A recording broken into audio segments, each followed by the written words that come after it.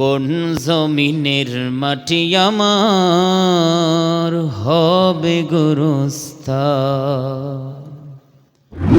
ও কোন জমিনের মাটি আমার হবে গোরস্থান। কাদের চোখের জলে আমি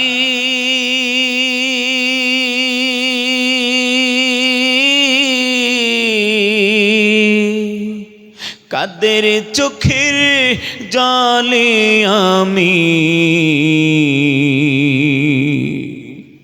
পাব পরিত্রাণ।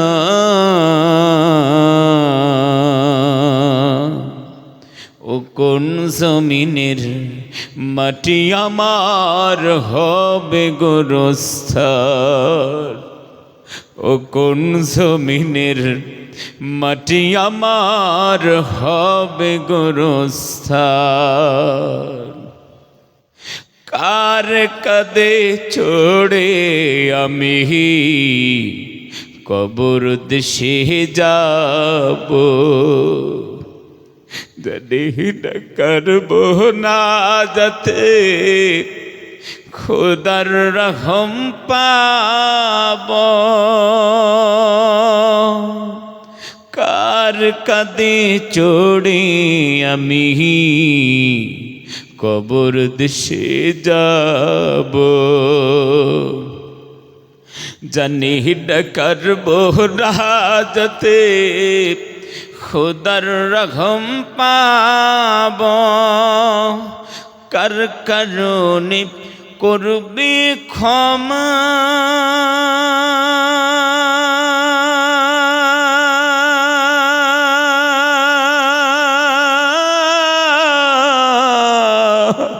কার কারণে করবি ক্ষমা, আল্লাহ মেহেরবান।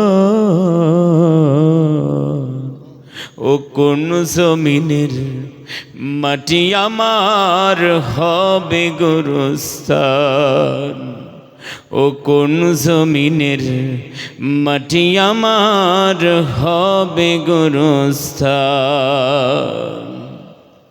কারায় আমায় গোসল দিবে, কে আনিবে কাফন। কারায় আমায় কেঁদে কেঁদে করে দিবে দাফন। কারায় আমায় গোসল দিবে, কে আনিবে কাফন। কারায় আমায় কেঁদে কেঁদে করে দিবে দাফন।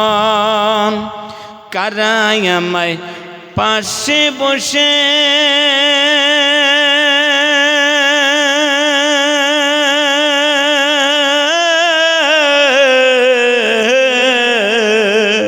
কারায় আমায় পাশে বসে শুনবে কুরআন। ও কোন জমিনের মাটি আমার হবে গোরস্থান, ও কোন জমিনের মাটি আমার হবে গোরস্থান। ঠিক কিনা? দুনিয়া থেকে বিদায় নিয়ে চলে যেতে হবে প্যারে হাজিরিন। ওই জন্য আপনারা সবাই মিলে এই পবিত্র মাহফিলগুলোতে বসে কোরআন ও হাদিসের কনস্টিটিউশন, কোরআন আইন, হুকুম, আহকাম সেগুলো শুনে জীবনে ইমপ্লিমেন্ট করার চেষ্টা করি, বাস্তবায়ন করার চেষ্টা করি। সুকুন আসবে, চ্যান আসবে, শান্তি আসবে ইনশাআল্লাহ। ভাই মাইকম্যান আলহামদুলিল্লাহ যথেষ্ট ঠিক আছে, আপনি এইভাবেই চলতে দেন, নাড়ার বেশি করবে না, ঠিক আছে? আমি এখান থেকে ইনশাআল্লাহ কন্ট্রোল করে নেব। আলহামদুলিল্লাহ আলহামদুলিল্লাহ নাহমাদুহু ওয়া নাস্তাঈনুহু ওয়া নাস্তাগফিরুহু ওয়া নু'মিনু বিহি ওয়া নাতাওয়াক্কালু আলাইহি ওয়া নাউযু বিল্লাহি মিন শুরুরি আনফুসিনা ওয়া মিন সাইয়্যাতি আ'মালিনা। من يهده الله فلا مضل له ومن يضلله فلا هادي له ونشهد أن لا إله إلا الله وحده لا شريك له ونشهد أن سيدنا وحبيبنا وسندنا ومولانا محمدًا عبده ورسوله الذي أرسله بالحق بشيرا ونذيرا وداعيا إلى الله بإذنه وسراجا منيرا فقد قال الله تعالى في كلامه المجيد وفرقانه الحميد সবাই বলে উচ্চ কণ্ঠে একটু আমার সঙ্গে পড়বেন যে আল্লাহ এই জবান দিয়েছেন, বলার শক্তি দান করেছেন, স্পিকিং পাওয়ার দিয়েছেন, সেই আল্লাহ সুবহানাহু ওয়া তাআলার জন্যই আমরা আজকে জবানখানা ব্যবহার করব। কেউ জবান বন্ধ রাখবেন না। যারা জবান খুলে আমার সঙ্গে পড়বেন, আমি দোয়া করব আল্লাহ যেন তাদের জীবনে কোনোদিন অসুস্থতা না দেন।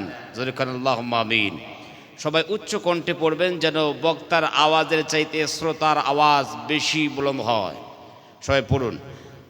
আউযু বিল্লাহি মিনাশ শাইতানির রাজীম। بسم الله الرحمن الرحيم إن الله وملائكته يصلون على النبي يا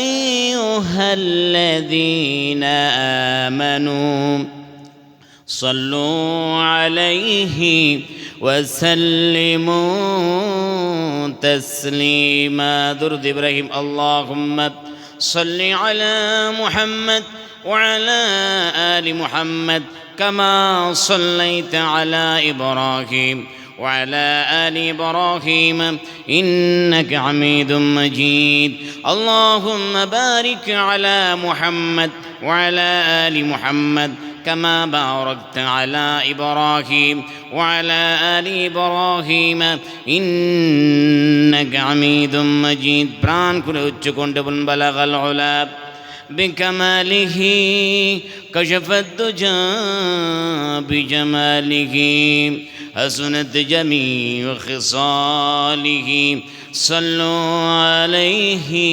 وآله दुर्फिशानी ने तेरे कतरों को दरिया कर दिया दिल को रोशन कर दिया आँखों को बीना कर दिया बलगल उला بكماله كشف الدجى بجماله حسنت جميع خصاله صلوا عليه وآله رہی میرا مسکن حوالی کعبہ اور بنی میرا مدفن دیار مدینہ بلغ العلا بكماله كشف الدجى بجماله حسنت جميع خصاله صلوا عليه وآله উচ্চ কণ্ঠে জিকির করে সুবহানাল্লাহ লা ইলাহা ইল্লাল্লাহ আল্লাহ আল্লাহ আল্লাহু আল্লাহ আল্লাহ আল্লাহ আল্লাহ আল্লাহ আল্লাহ আল্লাহ আল্লাহ আল্লাহ আল্লাহ আল্লাহ আল্লাহ আল্লাহ আল্লাহ আল্লাহ আল্লাহ লা ইলাহা ইল্লাল্লাহ মুহাম্মাদুর রাসূলুল্লাহ আল্লাহুম্মা আমিন ربنا ظلمنا أنفسنا وإن لم تغفر لنا وترحمنا لنكونن من الخاسرين আয় আল্লাহ তাআলা পবিত্র মাহফিলে গুনার বোঝাগুলা মাথায় নিয়া ফকিরের মতো কাঙ্গালের মতো তোমার দরবারে সবাই মিলে হাত তুলে দিয়েছি। আয় আল্লাহ তাআলা দয়া ও মেহেরবানি করে আমাদের বিগত জিন্দেগির গুনাহ খাতাগুলো মাফ করে দিও। আয় আল্লাহ তাআলা তোমার হাবিবের শানে কয়েকবার মহব্বত করিয়া দরুদ পাঠ করেছি। আয় আল্লাহ তাআলা দরুদটুকু সোনার মদিনায় নবী পাকের রওজায় পৌঁছায়া দিও। আয় আল্লাহ তাআলা আদম আলাইহিস সালাতু ওয়াস সালাম থেকে নিয়া আজ পর্যন্ত যত মুমিন মুমিনাত দুনিয়া থেকে বিদায় নিয়া কবরে শুয়ে আছে, আয় আল্লাহ দয়া মেহেরবানি করে সবার কবরগুলো জান্নাতের বাগিচা বানায়া দিও। আয় আল্লাহ তাআলা আমরা কত দূরবর্তী নিকটবর্তী আত্মীয় স্বজনকে হারিয়েছি, দাদা দাদি নানা নানি, এমনকি আল্লাহ তাআলা মা হারা ইয়াতীম বাবা হারা ইয়াতীম হয়ে মওলা তোমার দরবারে হাত তুলেছি। ও জমিন আসমানের মালিক মহা সম্পদকে হারিয়ে হাত তুলেছি। আয় আল্লাহ দয়া মেহেরবানি করি আমাদের দূরবর্তী নিকটবর্তী দাদা দাদি নানা নানি পিতা মাতার কবরগুলো কি জান্নাতের টুকরা বানায়া দিও। এই জমিন আসমানের মালিক এই মাহফিলের আয়োজন যারা করেছেন শোনার জন্য বলার জন্য যারা এসেছেন, আয় আল্লাহ তাআলা দয়া মেহেরবানি করে এই মাহফিল কাল কিয়ামতের ময়দানে কঠিন মুসিবতের দিন আয় আল্লাহ আমাদের নাজাতের জরিয়া বানাইয়া দিও। আয় রব करम तू अगर करे तो बातें जुबां पर अता कर जो दिल पर असर करे। सुबहान रब्बिक रब्बिल इज्जति अम्मा यसिफून व सलामुन अलल मुरसलीन वल्हम्दुलिल्लाहि रब्बिल आलमीन। واجعل عند الموت كلمة طيبة لا إله إلا الله محمد رسول الله صلى الله عليه وسلم। হৃদয়ের গভীরতম প্রদেশে শ্রদ্ধার আসনে সমাসীন সুনামধন্য সভাপতি সাহেব, আমন্ত্রিত হাজারাত উলামায়ে কেরাম, নিষ্ঠাবান আয়োজক বৃন্দ, বিভিন্ন এলাকা থেকে ছুটে আসা ইসলাম প্রেমিক, কোরআন প্রেমিক, রসুল প্রেমিক, কামা সমবয়স্ক, বয়োজ্যেষ্ঠ, বয়কনিষ্ঠ, ইমানদার, দিনদার, পরেজগার, মুত্তাকিন ভাইরা, সেরেতাজ, মাতার মুকুট সমতুল্য শ্রদ্ধাভাজন মুরব্বী বাবারা, স্নেহের কচিকাচারা, জ্ঞান প্রসূত তালবে ইলম ছাত্র ভাইরা, পর্দার অন্তরে অবস্থানদাতা মা খাদিজাতুল কুবরা রাদিয়াল্লাহু তাআলা আনহার উত্তরসূরি হযরতে আয়েশা সিদ্দিকা রাদিয়াল্লাহু তাআলা আনহার উত্তরসূরি হযরতে ফাতিমা রাদিয়াল্লাহু তাআলা আনহার উত্তরসূরি আমার পর্দানশীল মা ও বোনেরা, আর এই মাইকের আওয়াজ যতদূর পর্যন্ত পৌঁছাচ্ছে জাতি দল বল নির্বিশেষে সবাইকে জানাই বুক বড়া ভালোবাসা, প্রাণ বড়া শুভকামনা।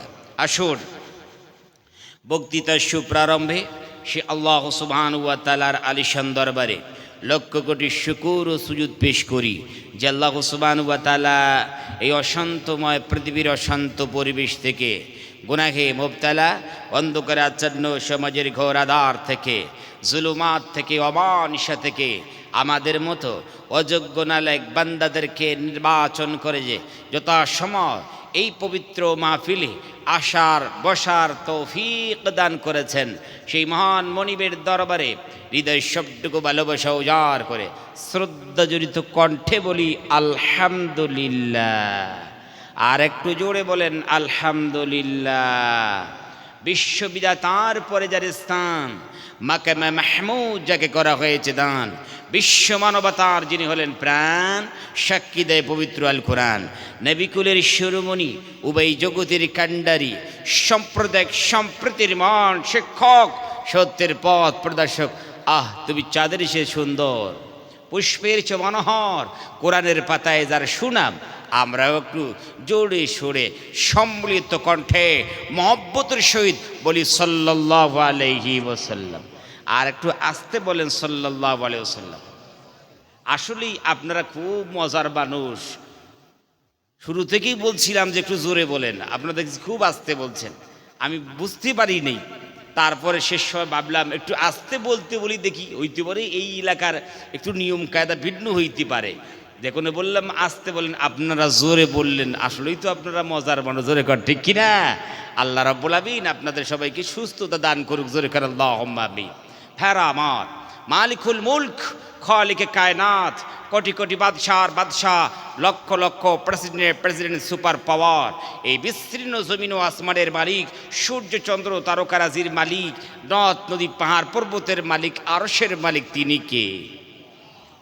জোরে বললে মনে হয় এই এলাকায় অসুবিধা আছে না? আছে, থাক, কোথায় বেকায়দায় পড়ে যাবেন, জোরে বলার দরকার নাই। তিনি কে?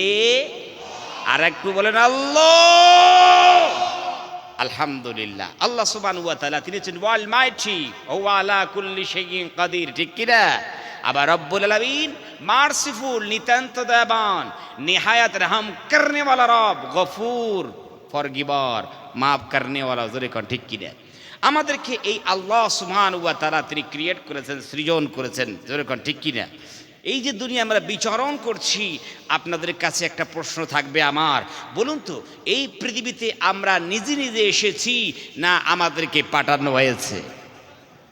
ভালো করে বুঝুন, আমরা নিজে এসেছি না পাঠানো হয়েছে? পাঠানো হয়েছে। এই দুটো শব্দ, পাঠানো আর নিজে আসে, তো এই যে দুটো বাক্যর মধ্যে ডিফারেন্স আছে কি নেই? জোরে কর, পার্থক্য আছে না? একজন সকালবেলায় একজন মানুষের সঙ্গে দেখা হইল, আপনি বলেন আসসালামু আলাইকুম রহমতুল্লাহ বরকাত, কি ভাই কেমন আছ? কথা ঠিক কিনা, হয় না? বলে হ্যাঁ ভালো আছি। কি ব্যাপার, আপনি কেন এসেছেন এখানে? বলে না, এই এসেছি যে ঘুরতে এসেছি। আর কোনো প্রশ্ন আছে আপনাদের কাছে? নাই, চলে গেলেন যে ঘুরতে এসেছে, কোনো অসুবিধা নেই। আর একজন মানুষের সঙ্গে মোলাকাত হলো, ভাই আসসালামু আলাইকুম। বলে ওয়ালাইকুম আসসালাম। কি ব্যাপার? বলে ভাই আমাকে আপনার এলাকায় একটু পাঠানো হয়েছে। কি বলে? কি হয়েছে? পাঠানো হয়েছে। এখন আপনার ভিতর প্রশ্ন জাগবে কি জাগবে না? প্রশ্ন কিন্তু উকি মারছে যে কেন পাঠানো হয়েছে, আর কি বা পাঠাইলো, জোরে কর ঠিক কিনে? তো নিজে এসেছে, কোনো অসুবিধা নেই, আসতে পারে। যখন পাঠানো হয়েছে তাহলে বুঝে যাবে যে এর পিছনে একটা পাওয়ার কাজ করছে, যে এই পাওয়ারটাই পাঠিয়েছে, জোরে কর ঠিক কিনে? সে কোনো একটা উদ্দেশ্যকে সামনে রেখে তাকে পাঠানো হয়েছে, এমনি এমনি তো আসে নাই, জোরে কর ঠিক না? তো এখন এই মানুষটাই যদি এই এলাকায় এসে এই এলাকার চাকচিক্যতা দেখে, যে উদ্দেশ্য নিয়ে তাকে পাঠানো হয়েছে সেই উদ্দেশ্য যদি সে পূর্ণ না করে আবার যদি রিটার্ন চলে যায়, বলুন তো যে পাঠিয়েছেন তার দরবারে তাকে জবাবদিহি করতে হবে কি না? জোরে কোন? তা আমাদেরকেও তো পাঠানো হয়েছে, ঠিক না ভাইরা আমার? তো আল্লাহ সুবহানাহু ওয়া তাআলা তিনি পাঠিয়েছেন। কে পাঠিয়েছেন? আল্লাহ। এই আল্লাহ পাঠিয়েছেন, বিনা উদ্দেশ্যে কি পাঠিয়েছেন? না। মানুষ অনর্থক কাজ করতে পারে, রব্বুল আলামিন কোনোদিন অনর্থক কাজ করেন না, আবাস কাজ করেন না ভাইরা আমার। তো আমাদেরকে আল্লাহ সুবহানাহু ওয়া তাআলা তিনি পাঠিয়েছেন পৃথিবীতে। তো এই যিনি পাঠিয়েছেন তিনি আমাদের আল্লাহ। তিনি কে? এই কথা বলা যাবে না দেয়ার ইজ নো গড, এটা বলা যাবে না। একজন গড, একজন আল্লাহ, একজন মালিক তিনি আছেন, জোরে কোন ঠিক কিনা? তিনি আমাদেরকে পাঠিয়েছেন। আর যিনি আমাদেরকে পাঠিয়েছেন তার কাছে আমাদেরকে একদিন প্রত্যাবর্তন করা লাগবে। ঠিক নজরে কন লাগবে না? ইউ মাস্ট রিটার্ন টু আল্লাহ। জানো না তুমি? ভুলে গেছো? আল্লাহর কাছে তোমাকে একদিন রিটার্ন হতে হবে, ব্যাক হতে হবে। সুম্মা ইলাইহি তুরজাউন। আল্লাহর কাছে প্রত্যাবর্তন তোমাদেরকে করা লাগবে। ঠিক না?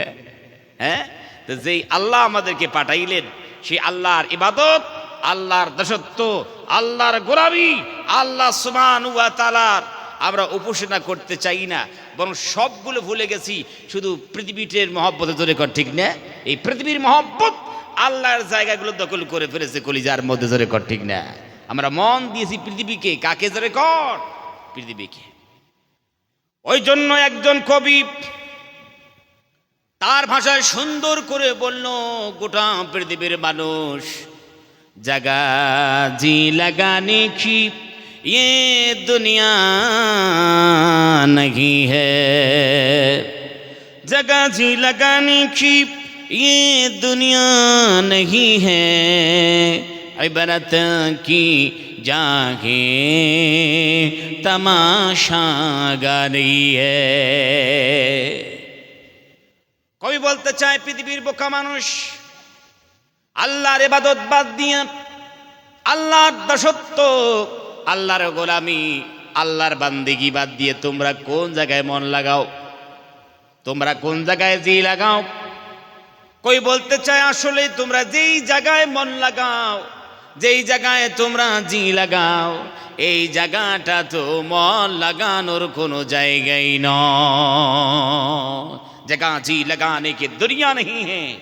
তাহলে কিসের জায়গা? কবি আবার ডাক দিয়ে বলেন, ইবারত কি যা হে, এটা হলো শিক্ষা অর্জনের জায়গা, এটা হলো আমলের জায়গা। তামাশা গান গিয়ে, এটা কোনো নাট্যমঞ্চ নয়, নাট্যমঞ্চ নয়। মঞ্চে উঠলে আর মঞ্চ থেকে তুমি নেমে চলে গেলে তোমাকে জবাবদিহি করতে হবে না, এমন মনে করো না। দুনিয়াতে এসেছো, এক গ্লাস পানি পান করেছ, কাল কিয়ামতের ময়দানে, ডে অফ জাজমেন্ট ডে, আল্লাহর আদালতে আল্লাহ সুবহানাহু ওয়া তাআলা যদি ইহসান না করেন, যতক্ষণ পর্যন্ত এক গ্লাস পানির হিসাব দিতে পারবে না, আল্লাহর দরবার থেকে তোমার দুটো পা চুল সম পরিমাণ হিলতে পারবে না। ধরে কর ঠিক কিনা? আমরা সে আল্লাহকে বলে আসছি, ভাইরা আবার কতদিন চলবে, কতদিন থাকবে? ভুলে গেছো আল্লাহকে? আল্লাহকে ভুলে গেছি। যে আল্লাহ সব দিলেন সেই আল্লাহকে ভুলে গেছি। ধরে কর ঠিক কিনা? ভাইরা আমার, আমরা কেমন মানুষ, এমন মানুষ আমাদের অস্তিত্বই ছিল না। এমন বাহাদুর, এমন পেহলওয়ান, আমাদের অস্তিত্বই ছিল না। আল্লাহ অস্তিত্ব দিলেন, উজুদ দিলেন, পিতামাতা দিলেন, আত্মীয় স্বজন দিলেন, জমিন জায়গা দিয়েছেন, টাকা পয়সা দিয়েছেন, সব দিয়েছেন। আর আমরা কপাল পরা জাত সেই আল্লাহকে ভুলে গিয়ে জোরে কর ঠিক কিনা?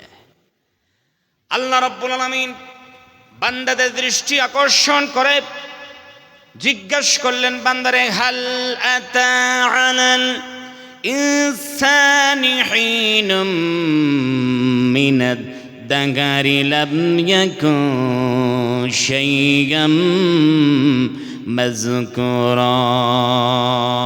আল্লাহু আকবার।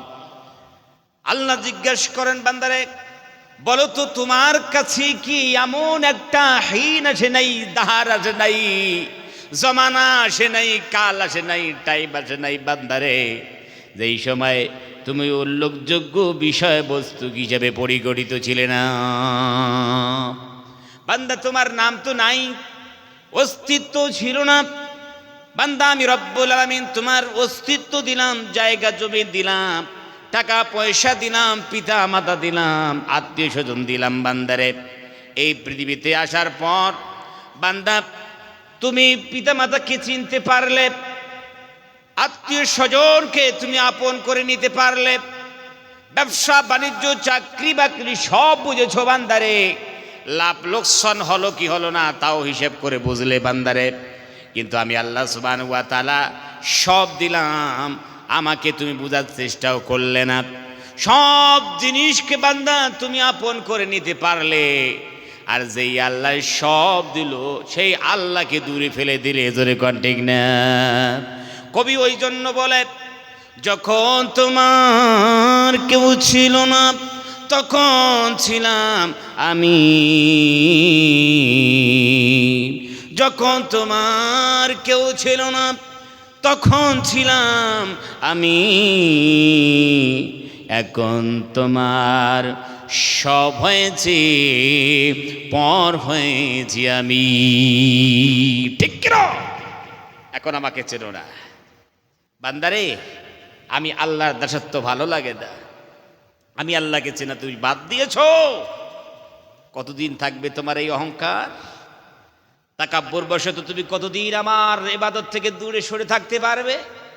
এই দাম্ভিকতা অহংকার বেশি দিন থাকবে না, জোরে কর ঠিক কিনা? যুবকেরা, যুবকদের দৃষ্টি আকর্ষণ করি, এই যে হাতখানা আছে, হাতখানা এবার মরুন তো, সর্বনাশ, পড়তে পড়তে মাসেলগুলো ফুলে ওঠে, ওঠে কি না জোরে কন? ওঠে না? সময় তো আসবে, একটা কাল আসবে, সেই সন্ধিক্ষণ অপেক্ষা করছে। হাত গুটোতে গুটোতে যদি ঘাড় পর্যন্ত নিয়ে যায়, আর এই মাসেল ফুলবে না, বরং নিচের দিকে ঝুলে পড়ে যাবে, জোরে কর ঠিক না? থাকবে কি চিরকাল? কিভাবে আমরা থাকতে পারবো? পৃথিবীর কোনো মাইকেলা, কোন রাষ্ট্র, কোন সুপার পাওয়ার শক্তি আছে? তার শক্তি আছে কুচকুচে বা তার কালো চুল ধরে রাখতে পারবে? কারো ক্ষমতা আছে? কিছু না। গোটা পৃথিবী অমুক করব, তমুক করব, শাসন করব, অমুক শোষণ করব নিয়ে থাকতে পারে, হুঙ্কার থাকতে পারে। তুমি হচ্ছে দুর্বল, জোরে কর ঠিক কিনা? আল্লাহর কাছে দুর্বল। এই পাকা চুল যদি ভাইরা আমার কাঁচা করতে পারে, তাহলে বুঝে যাবে শক্তি আছে। কিন্তু দেখুন এই চুল, কুচকুচে কালো চুল যখন পাকতে শুরু করবে, পৃথিবীর কোন রাষ্ট্র একটা চুল পর্যন্ত কালো করতে পারবে না শক্তি দিয়ে, জোরে কর ঠিক না? ব্যাস হয়ে গেল। এত বড় তাকাব্বুর, অহংকার, দাম্ভিকতার শক্তির তুমি বাহাদুরি দেখাও, আছে শক্তি, একটা চুলকে তুমি কাঁচা করতে পারো না? হা, অহংকার চলে না, দাম্ভিকতা চলে না। ভাইরা আমার, আল্লাহ সুবহানাহু ওয়া তাআলার সামনে মাথা নত করতেই হবে, জোরে কর ঠিক কিনা? আল্লাহর ইবাদতের সঙ্গে নিজেকে যুক্ত করতেই হবে। এটা আল্লাহর লাভ নয়, এটা হচ্ছে আমাদের লাভ, জোরে কর ঠিক না? গোটা পৃথিবীর মানুষ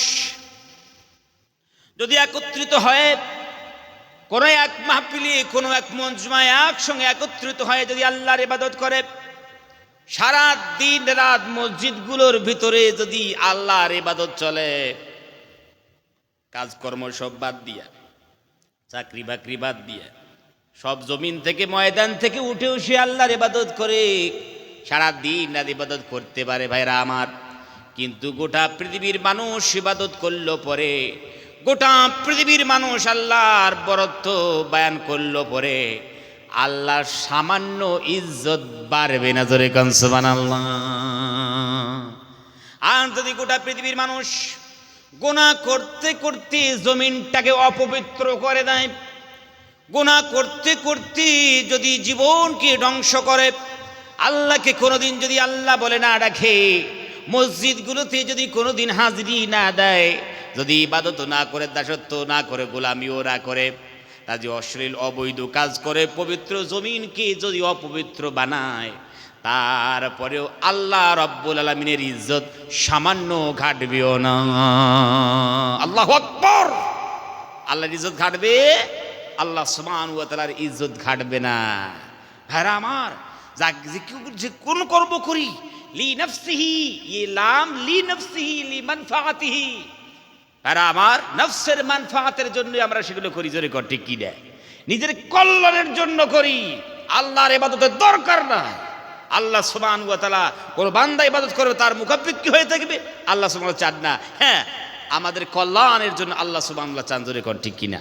আবার তিনি ঢিল দেন, দেন কি দেন না? আল্লাহু আকবার! আপনারা বলুন, যে হারে আমার পাপাচার করেছি, যে হারে আমরা গুনাহ করেছি, অপরাধ করেছি, এই গুনার খবরগুলো যদি পিতা মাতায় জানতো, গলা ধাক্কা দিয়ে ঘর থেকে বার করতো, জোরে কর ঠিক কি রে। যে অপরাধ করেছি পৃথিবীতে, এই অপরাধের কথা যদি আত্মীয় স্বজন জানতো, জীবনে কোনোদিন পরিচয় দিত না। আবার যদি গ্রামবাসী জানতো, মসজিদে ঢুকাতো দূরের কথা, গ্রামে একটা পা পর্যন্ত রাখতে দিত না, জোরে কর ঠিক কিনা, ঠিক না? তা এই গুনাহ, যে গুনাহগুলো করেছি, এগুলো কি আল্লাহ জানেন? সব বলেন, জানেন কি? সব জানেন। হ্যাঁ, রাত্রে যেগুলো গুনাহ করি সেগুলো তো আল্লাহ জানেন না, দিনই করলে মনটা এ জানে। কি করেন আপনারা? হ্যাঁ, সব জানেন। বাহ, আলহামদুলিল্লাহ, বিশ্বাস কিন্তু 100%। ভাইরা আমার, আল্লাহ সব জানেন। আল্লাহ রাব্বুল আলামিন বান্দাকে বলতে চায়, বান্দারে তুমি গুনাহ করো, অপরাধ করো, বান্দারে তুমি আগে আমি আল্লাহকে চেনো। আল্লাহ রাব্বুল আলামিন কোরআনুল কারীমের আয়াত নাজিল করলেন, হুয়াল্লাহুল্লাযী লা ইলাহা ইল্লা হু আলিমুল গায়বি ওয়াশ শাহাদাতি হুয়ার রাহমানুর রহিম। আল্লাহু আকবার। আল্লাহ রাব্বুল আলামিন সর্বপ্রথম নিজের পরিচয়খানা দিলেন, বান্দা জানো, হুয়াল্লাহুল্লাযী, আল্লাহ তো সেই জাত, আল্লাহ তো সেই সত্তা, আল্লাহ তো সেই মাবুদ, যেই আল্লাহ ছাড়া আর পৃথিবীতে কোনো মাবুদ নাই। জানো বান্দা, আমি তোমাদের সৃষ্টি করেছি। বান্দা তুমি অপরাধ করো, আমি চাইলে আল্লাহ সুবহানাহু ওয়া তাআলা বদলা নিতে পারি, প্রতিশোধ দিতে পারি, আযাব দিতে পারি। পৃথিবীর কোনো মানুষ আমার প্রতিশোধ দিতে পারবে না। আমি আবার একজন আল্লাহ, জানো? আমার শক্তি সম্বন্ধে জানা আছে তোমাদের। তাবারাকাল্লাযী বিয়াদিহিল মুলকু ওয়া হুয়া আলা কুল্লি শাইইন কাদির। আল্লাহু আকবার। বাবার কদমায় জাত সেই আল্লাহ যার হাতে গোটা পৃথিবীর রাজত্ব। ওয়া আলা কুল্লি শাইইন কাদির, তিনি হচ্ছেন সর্বশক্তিমান, অলমাইটি। আল্লাহ সুবহানাহু ওয়া তাআলা, আল্লাহ নিজের শক্তির কথা বলেন, বান্দা দেখেছো আমার শক্তি কম না? তারপরে আল্লাহ রাব্বুল আলামিন বলতে চায়, বান্দারে তুমি জানো, শুধু এই শক্তি দুনিয়াতে না, কিয়ামতের ময়দানেও। বান্দারে কাল কিয়ামতের ময়দানে কঠিন মুসিবতের দিন বান্দা আমার শক্তি দেখবি।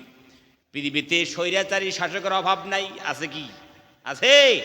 স্বৈরাচারী শাসকের কোনো অভাব নাই, আছে না? কত স্বৈরাচারী শাসক আছে। কিয়ামতের ময়দানে ভাইরা আমার, আল্লাহ সুবহানাহু ওয়া তাআলা এত রাগান্বিত হইবেন, সেদিন বিচার করবেন, মিজানের পাল্লা, মিজান কায়েম করা হবে, ইনসাফের জাজমেন্ট দেওয়া হবে। ভাইরা আমার, সেদিন আল্লাহ সুবহানাহু ওয়া তাআলা এত রাগান্বিত হবেন, আর ডাক দিয়ে চিৎকার দিয়ে বলে, কোথায় গেল দুনিয়ার স্বৈরাচারী শাসকরা, কোথায়? আল্লাহ সুবহানাহু ওয়া তাআলা চিৎকার দিবেন, এত রাগান্বিত হবেন, চিৎকার দিবেন। একটা চিৎকার 40 বছর অতিবাহিত হয়ে যাবে। কোন মাইকালাল হাতখানা তুলতে কি পারবে আল্লাহর দরবারে? আসো, যারা জুলুম অত্যাচার করেছো, মানুষের রক্তক্ষরণ করা হইল, নিজের চেয়ারকে তোমরা টিকে রেখেছো, কুরসিতে বসে থাকার তোমরা চেষ্টা করেছো, কই গেল স্বৈরাচারী শাসকরা? কই বলো, কোথায় আছো? আল্লাহ রাব্বুল আলামিন আবার চিৎকার দিবেন, লিমানিল মুলকুল ইয়াউম, বলো তো আজকে রাজত্ব কার? আজকে বাদশাহত কার? দুনিয়ার বুকে একটু ক্ষমতা পেয়েছো, অপব্যবহার ক্ষমতার তোমরা করেছো, বড় রাজত্ব কার? বাদশাহত কার? আজ হুকুমত কার? সালতানাত কার? আল্লাহ সুবহানাহু ওয়া তাআলা চিৎকার দিবেন। পারবে কি কোন মানুষ একটা কি হাত তুলতে পারবে?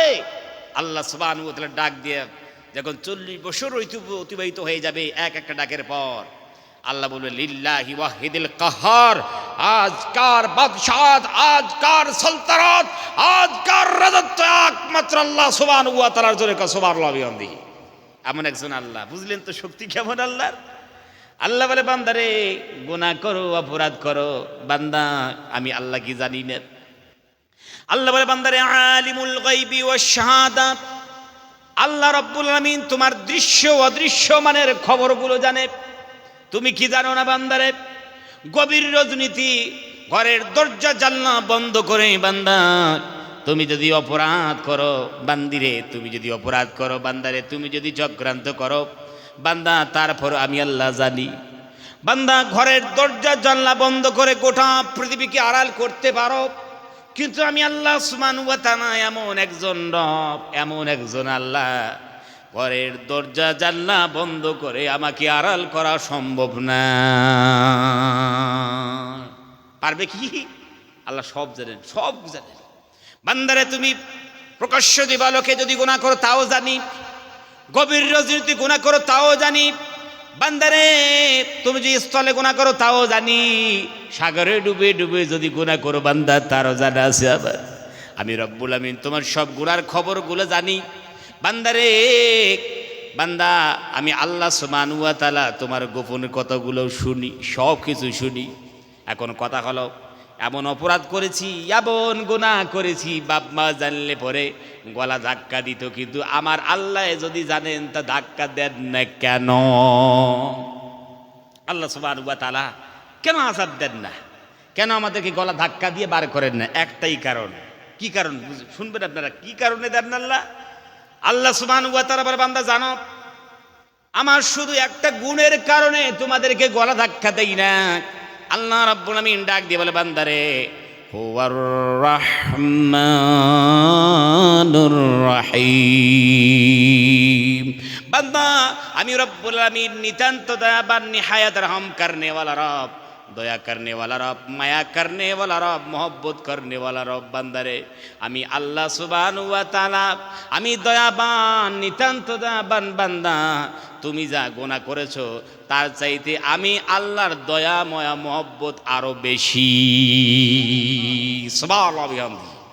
বান্দা কত গুনাহ করেছে, সবচেয়ে বেশি আমি আল্লাহ সুবহানাহু ওয়া তাআলা দয়া মায়া। এই দয়া করে তোমাকে আমি তৈরি করেছি মহব্বত করিয়া বান্দা, এই জন্য তোমাকে আযাব দিতে আমাকে মায়া লাগে, দয়া লাগে বান্দা, এই জন্য তোমাকে আযাব দেই না। বান্দা জানো না আমি আল্লাহ সুবহানাহু ওয়া তাআলা যদি এই গুণটা না থাকতো, যদি আল্লাহ সুবহানাহু ওয়া তাআলার এই গুণটা না থাকতো, দয়া করা, মায়া করা, মহব্বত করা, স্নেহ করা, তাহলে কোন দিনই গলা ধাক্কা দিয়ে বাইরা পা ধরে আজার দিয়ে জাহান্নামে ফেলে দিতেন। জোরে কর ঠিক কিনা? এমন একজন রব পেয়েছি, এমন একজন আল্লাহ পেয়েছি, সেই আল্লাহর আমরা প্রতিনিয়ত নাফরমানি করে করে জীবনটাকে নষ্ট করে দিয়েছি। জোরে কর ঠিক কিনা? সবাই মিলে আল্লাহর কাছে একটু প্রার্থনা করি, আল্লাহ সুবহানাহু ওয়া তাআলার কাছে একটু দরখাস্ত করি, ইলতিজা করি, ইলতিমাস করি। শোনাচ্ছেন ভাইরা আমার, ওই জন্য জবান কেউ বন্ধ রাখবেন না। সবাই মিলে এক সুরে এক কণ্ঠে আমরা আজকে আল্লাহর দরবারে একটু প্রার্থনা করি। সবাই উচ্চ কণ্ঠে বলুন, আল্লাহ ও গো আল্লাহ, ক্ষমা করে দাও, মাফ করে দাও, ক্ষমা করে দাও, মাফ করে দাও। আল্লাহ, আর আওয়াজ বাড়াতে হবে, আল্লাহ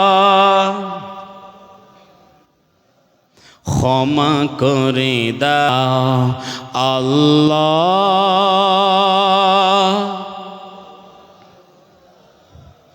আল্লাহ ও গো আল্লাহ, সুপথে চালাও, মাফ করে দাও, সুপথে চালাও, মাফ করে দাও, দাও। আল্লাহ ও গো আল্লাহ, ক্ষমা করে দাও, মাফ করে দাও, ক্ষমা করে দাও, মাফ করে দাও। যতদিন এই জীবন বিনা বাজিবে,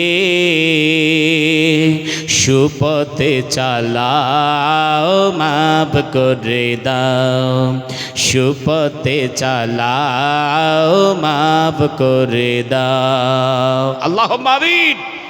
ভাইরা আমার, দেখ পুরো গজল বলার সবাই নেই, খুব কম সংক্ষিপ্ত সবাই শোনাচ্ছেন। ভাইরা আমার, তো আল্লাহ সুবহানাহু ওয়া তাআলা তিনি দয়াবান। যদি করেন কি তিনি দয়াবান।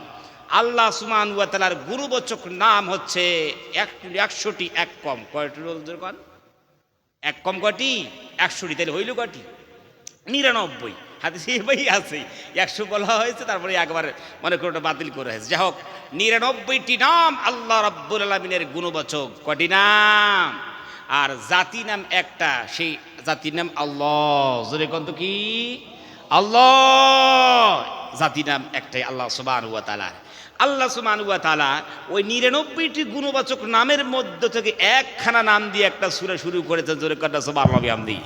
ভাইরা আমার, তাহলে ভাবতে হবে যে আল্লাহ সুবহানাহু ওয়া তাআলা একখানা নাম চয়ন করেছেন, আল্লাহ রাজ্জাক, আলিমুল গায়ব ওয়া শাহাদা, কাদির। এরকম আল্লাহ সুবহানাহু ওয়া তাআলার 99টি নাম আছে। এই 99টি নামের মধ্যে থেকে একটা চয়ন করে, তাহলে আল্লাহ সুবহানাহু ওয়া তাআলা আমাদেরকে কিছুটা বার্তা দিতে চাচ্ছেন। জোরে করতে কিনা? সেই নামটা দেখতে হবে। কোন সূরা নাজিল করলেন? যেই সূরাকে আমরা দুলহান বলি। কি বলি? জোরে কর, কে বলি? সূরা দুলহান বলি। আল্লাহ রাব্বুল আমিন এই সূরা কেন নাজিল করলেন?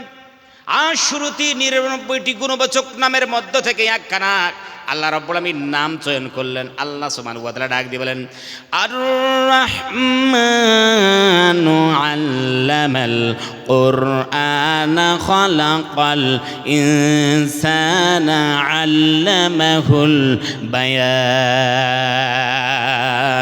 পরম করুণাময় আল্লাহ শিক্ষা দিয়েছেন কোরআন, সৃষ্টি করেছেন ইনসান, আর শিখায়া দিয়েছেন বায়ান। আল্লাহু আকবার। এই সূরাখানা নাজিল করেছেন আল্লাহ সুবহানাহু ওয়া তাআলা।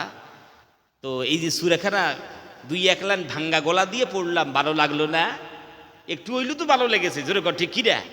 ভাইরা আমার, যাদের কণ্ঠস্বর আল্লাহ সুবহানাহু ওয়া তাআলা খুব সুন্দর দিয়েছেন, তারা যদি একবার পড়ে, আল্লাহ, পৃথিবীর কোনো গান বাজনা নাই যে এই কোরআন তিলাওয়াতে কোরআনের মোকাবেলা করতে পারে। জোরে কর ঠিক কিনা? যে ইমাম সাহেবরা যখন আপনাদের নামাজ পড়ান ফজরের সময় মাঝে মাঝে, অথবা তারাবিতে দেখেন তো কত সুন্দর করে বলেন, ফাবি আইয়ি আলাই রাব্বিকুমা তুকাযযিবান রাব্বুল মাশরিকাইনি ওয়া রাব্বুল মাগরিবাইন ফাবি আইয়ি আলাই রাব্বিকুমা তুকাযযিবান। আল্লাহু আকবার। যেরকম ভালো লাগে না? এর নাম কোরআন। এর নাম কি? কোরআন। কোরআন যেমন ভালো, তেমন যদি কলিজায় আনতে পারি, নিজের লোকটা হয়ে যাব ভালো। জোরে কর না সুবহানাল্লাহি বিহামদিহি। এই কোরআন, যেই কোরআন তেলাওয়াতের মধ্যে শান্তি আছে, এই জীবনে আনলেও শান্তি আছে। একে নিয়ে যদি রাষ্ট্র পরিচালনা করি শান্তি আসবে, কবরে গেলেও কি শান্তির অভাব থাকবে? অভাব থাকবে না। এই কোরআন। ভাইরা আমার, ইমাম সাহেবরা আলহামদুলিল্লাহ পড়ে। এখন দেখুন, আপনাদেরকে বলি, পৃথিবীর কোন শিল্পী একটা দুইটা গানের লাইনে টান দেওয়ার জন্য দেখবেন এই টান দেওয়ার আগেই হাফ গ্লাস অথবা 1 গ্লাস বেদানা রস খেয়ে আসে। ধরে কিনে তারপরেও কত বাদ্যযন্ত্র সামনে আপনি দেখবেন। ভাইরা আমার, সব মদ খেয়ে মাতাল হয়, শুধু বাড়ি মারে ঢোলে। জোরে কর ঠিক নে? ওই 2-1টা লাইন টান দিয়ে বলে। আর আমাদের ইমাম সাহেবরা, আল্লাহু আকবার, ওই যে ইমাম সাহেবরা নাই ভালো পানি, নাই ফিল্টার পানি, ওই যেমন উজু করে যেমন পানি দিয়ে ওগুলোই পান করে আসে। এত সুন্দর সুন্দর আলহামদুলিল্লাহ কোরআনুল কারীম মধুর সুরে পড়ে। জোরে কর ঠিক কিনা? ভাইরা আমার, এই কোরআন জীর্ণ হয় না। এই কোরআন কোনোদিন জীর্ণ হয় না। যত পড়বেন অত মধু মধু লাগে। জোরে কর ঠিক না? ভাইরা আমার, যারা নামাজ পড়েন, ইমাম সাহেব যেদিন নামাজ শুরু করেছেন সেই দিন থেকে নিয়াজ পর্যন্ত যখন নামাজ শুরু করলেন, আলহামদুলিল্লাহি রাব্বিল আলামিন আর রহমানির রহিম। কোন মুসাল্লি বলল না, হুজুর প্রত্যেক দিনে শুধু আপনি সূরা ফাতিহা পড়ান, ভালো লাগে না, মাঝে মাঝে একটু পাল্টাইয়া পাল্টাইয়া সূরা যদি পড়েন খুব ভালো লাগতো। এই রকম কোনোদিন কোনো মুসাল্লি ইমাম সাহেবের কাছে আবেদন জানাই নাই। ঠিক কিনা ভাইরা আমার? কেন? এই কোরআন যতই শুনবেন অতই ভালো লাগে। জোরে কর ঠিক না ভাইরা আমার? আর পৃথিবীতে যুবকেরা, তোমরা গান বাজনার পিছে ছোট, গান বাজনার মধ্যে কোনো শান্তি নেই, কোনো সুকুন নেই, বরং এই গান বাজনার অর্থগুলো এই পবিত্র জীবনগুলোকে অপবিত্র করে দিয়েছে। জোরে কর ঠিক কিনা? ঠিক না? জোরে কর। সমাজের মধ্যে বিশৃঙ্খলা সৃষ্টি করেছে গান বাজনাগুলো, জোরে কর ঠিক না? ভাইরা আমার, ওই যে যুবকদের বলি, যুবকরা তোমার ফিরে আসো কোরআনের দিকে, জীবনকে পবিত্র করো, আসো ফিরে আসো কোরআনের দিকে। চ্যান চাও, সুকুন চাও, আসবে চ্যান সুকুন আসবে। বেশিক্ষণ গান বাজনা শুনলে পরে দেখেন তো মেজাজটা খিটখিটে হয় কি না? হয় না? মেজাজ খিটখিটে হয়ে যায়। যুবকদের দেখবেন যে পিছন থেকে আপনি যখন দেখবেন তো যখন মানে রাস্তাঘাটে চলাফেরা করে, হাতও নড়ে, পাও নড়ে, এদিকে মাথাও নড়ে, পুরো শরীর নড়ে, জোরে কর ঠিক না? আপনি দেখে আফসোস করবেন, আল্লাহ এত সুন্দর একখানা যুবক, একে একদম মানে জন্মগত বিকলাঙ্গ, ভাইব্রেশনের রোগ দিয়েছেন নাকি? সামনে যে দেখবেন না, না এই কপাল পোড়া জাত গানের তালে তালে ও নিজে মাথাও নড়ায়, পাও নড়ায়, জোরে কোন ঠিক কি না? ব্যাপারটা এরকম না ভাইরা আমার? এই নড়াইতে নড়াইতে এই সুন্দর ভবিষ্যৎ পুরো ধ্বংস, জোরে কোন ঠিক কি না? আছে কি নেই? ওই জন্য বলতে চাই ভাইরা আমার, গান বাজনা নয়, কোরআনের দিকে আসো। কোরআনের দিকে আসলে পরে আল্লাহ শান্তি নাজিল করবেন কি না? আল্লাহ শান্তি নাজিল করবেন। ভাইরা আমার, মা বোনদেরকে বলতে চাই, মা ও বোনেরা, প্রত্যেকটা কাজই আপনাদের শুরুতে বিসমিল্লাহ বলা দরকার আছে, দরকার ঠিক না? কুল্লু আমরিন যিবালিন লাম ইবদা বিসমিল্লাহ ফাওয়াক্ত। আল্লাহর নবী, বিশ্ব নবী সাল্লাল্লাহু আলাইহি ওয়াসাল্লাম তিনি বলেন, যেই কাজের মধ্যে বিসমিল্লাহ নাই, যে কাজ বিসমিল্লাহ দিয়ে শুরু করা হয় না, তার মধ্যে কোনোদিন কল্যাণ থাকতে পারে না, জোরে কর ঠিক কি না? আর মা বোনেরা কাজ করার শুরুতেই আগে মোবাইলটা শুরু করে, জোরে কর ঠিক না? এইরকম ঘাটতে ঘাটতে যে এই গানখানা ভালো লাগে সেই গানটা দিয়ে বাস কাজকর্ম শুরু করে দেয়। জোরে কর, এই কাজের মধ্যে বরকত আসতে পারে? এই খানা তৈরি করে যে খানার মধ্যে বরকত থাকতে পারে? কোনোদিন থাকতে পারে না। ওই জন্য মা বোনদেরকে বলতে চাই, মা বোনেরা, শান্তি যদি চান, বাড়িতে চ্যান যদি আনতে চান, সুকুমায় জীবনযাপন যদি করতে চান, প্রত্যেকটা কাজ আপনি বিসমিল্লাহ দিয়ে শুরু করেন। শান্তি দেওয়ার মালিক কে? আরো জোরে কোন কে? আল্লাহ সুবহানাহু ওয়া তাআলা। এইভাবে পবিত্র জীবন আমাদেরকে গড়াতে হবে, ঠিক কি না? তো আল্লাহ সুবহানাহু ওয়া তাআলা এই যে সূরাখানা নাজিল করেছেন, শুরুতে আর রহমান বললেন। আল্লাহ সুবহানাহু ওয়া তাআলার 99টি গুণবাচক নামের মধ্য থেকে আল্লাহ রাব্বুল আমিন নাম চয়ন করলেন। আর আল্লাহ সুবহানাহু ওয়া তাআলা বলে, বান্দারে আনার রহমান, আমি আল্লাহ সুবহানাহু ওয়া তাআলা দয়াবান, মহব্বত করনেওয়ালা। বান্দা তুমি জানো না আমি এই নামটাকে তৈরি করেছি খলাকতু। এই বান্দারে, খলাকতুর রাহিমা, এই মায়া মহব্বত ভালোবাসা আমি রব্বুল আমিন নিজে তৈরি করেছি। বান্দা, এটা কোন জায়গা থেকে তৈরি করলাম তুমি কি জানো? শাকাকতু লাহা ইসমাম মিন ইসমি। আমি আল্লাহ, এটাকে আমি আল্লাহ সুবহানাহু ওয়া তাআলার নাম থেকে তৈরি করেছি। জোরে কর না সুবহানাল্লাহ বিহামদিহি। বান্দা তোমরা মহব্বত, আমি আল্লাহ সুবহানাহু তোমাদের খুব মহব্বত করি, মায়া করি, দয়া করি। আল্লাহ রাব্বুল আমিন যখন কোনো বান্দাকে মহব্বত করেন, দয়া করেন, মায়া করেন, স্নেহ করেন, জিবরিল আলাইহিস সালাতু ওয়াস সালামকে ডাক দিয়ে বলেন, জিবরিল রে, ওই যে গ্রামে ওই এলাকায় একটা মানুষ আছে, ও জিবরিল, আমি ওই মানুষটাকে খুব, ওই বান্দাকে খুব ভালোবাসি। জিবরিল তুমিও মহব্বত করো, যেহেতু আমি আল্লাহ সুবহানাহু ওয়া তাআলা মহব্বত করি, তুমিও করো। জিবরিল আলাইহিস সালাতু ওয়াস সালাম কাল বিলম্ব না করে আল্লাহর আদেশ ক্রমে মহব্বত করতে শুরু করে দেন। আবার জিবরিল আলাইহিস সালাতু ওয়াস সালাম সমস্ত ফেরেশতাদেরকে ডাক দিয়ে বলেন, হে ফেরেশতারা, তোমরা শোনো, অমুক এলাকায় অমুক গ্রামে একজন মানুষ আছে, আল্লাহর বান্দা আছে। আল্লাহ বলছেন নিজে আল্লাহ নাকি ভালোবাসেন, আমি জিবরিলও ভালোবাসি, যেহেতু আল্লাহ ভালোবাসেন। ও আসমানের ফেরেশতারা, তোমরাও সেই বান্দাকে তোমরা ভালোবাসো। এখন আল্লাহ ভালোবাসেন, জিবরিল ভালোবাসেন, গোটা আসমানের ফেরেশতা সবগুলো ভালোবাসেন। জোরে কোন সুবহানাল্লাহ। এখন এর ভালোবাসা মহব্বত গোটা এলাকার মধ্যে আল্লাহ সুবহানাহু ওয়া তাআলা ছড়িয়ে দেন। জোরে কোন সুবহানাল্লাহ বিহামদিহি। ধর্ম বর্ণ নির্বিশেষে সবাই তাকে মহব্বত করে। তাহলে বুঝে যায় যে মহব্বত করা, মায়া করা, দয়া করা, স্নেহ করা, এটা আল্লাহর কাছে মানে সবচেয়ে বেশি প্রিয়। জোরে কর ঠিক কিনা? বেশি প্রিয় না? সব থেকে বেশি এটা আল্লাহ সুবহানাহু ওয়া তাআলার কাছে প্রিয়। ওই জন্য আমরা যদি মাহবুব তরিন বান্দা হতে চাই, যদি আমরা আল্লাহ সুবহানাহু ওয়া তাআলার নৈকট্যশীল বান্দাদের অন্তর্ভুক্ত হইতে চাই, তাহলে পরে আমাদের কলিজার মধ্যে দয়া, মায়া, মহব্বত, স্নেহ এগুলো রাখা লাগবে, ঠিক কিনা? মানুষের উপর দয়া করতে হবে, মায়া করতে হবে, স্নেহ করতে হবে, মানুষের সম্মান দিতে হবে, ইজ্জত দিতে হবে। তাহলে পরে আল্লাহর মাহবুব তরিন বান্দা হতে পারবো। জোরে কর ঠিক কিনা? মানুষের উপর জুলুম অত্যাচার করে আল্লাহর কাছে মাহবুব তরিন বান্দা হওয়া যায় না। জুলুম অত্যাচারের পার স্টিমার চালিয়ে দিয়ে কোনোদিন আল্লাহর কাছে পেয়ারা হওয়া যায় না। ভাইরা আমার, মানুষ তো দূরের কথা, যদি একটা কুকুরকেও ভাইরা আমার আপনারা জুলুম অত্যাচার করেন তার উপরে, তা হইলে পরে আল্লাহর দরবারে কোনোদিন মাহবুব তরিন বান্দা হতে পারবেন না। কি ধর্ম বর্ণ নির্বিশেষে সবার উপর দয়া মহা মহব্বতের এগুলো বহিঃপ্রকাশ ঘটা লাগবে, জোরে কর ঠিক কিনা? ভাইরা আমার, এর নাম ইসলাম। এর নাম কি? ইসলাম। আল্লাহ রাব্বুল আলামিন তিনি নিজেই দয়ালু, সুবহানাল্লাহ কর। ভাইরা আমার, তিনি মায়া করেন, মহব্বত করেন, দয়া করেন নিজেই। আবার যারা দয়া ময়া করে আল্লাহ বলে আমি তাকে ভালোবাসি, তাকে আমি ভালোবাসি, জিবরিল ভালোবাসি, গোটা আসমানের ফেরেশতাগুলোও ভালোবাসি। দয়া মায়া মহব্বত করা লাগবে। ওই জন্য আজ মুসলমানায় আমার হাত দিয়ে কেউ কষ্ট পাবে, আমার মুখের শব্দ দিয়ে কেউ কষ্ট পাবে, আমার ব্যবহারে কেউ কষ্ট পাবে, আল্লাহ বলে বান্দারে নামাজ পড়ো, হজে যাও, যাকাতে যাও, বান্দা তোমার ওগুলো কিছুই ফায়দা হবে না যদি মানুষকে তুমি কষ্ট দেয়। জোরে কর ঠিক কি দেয়?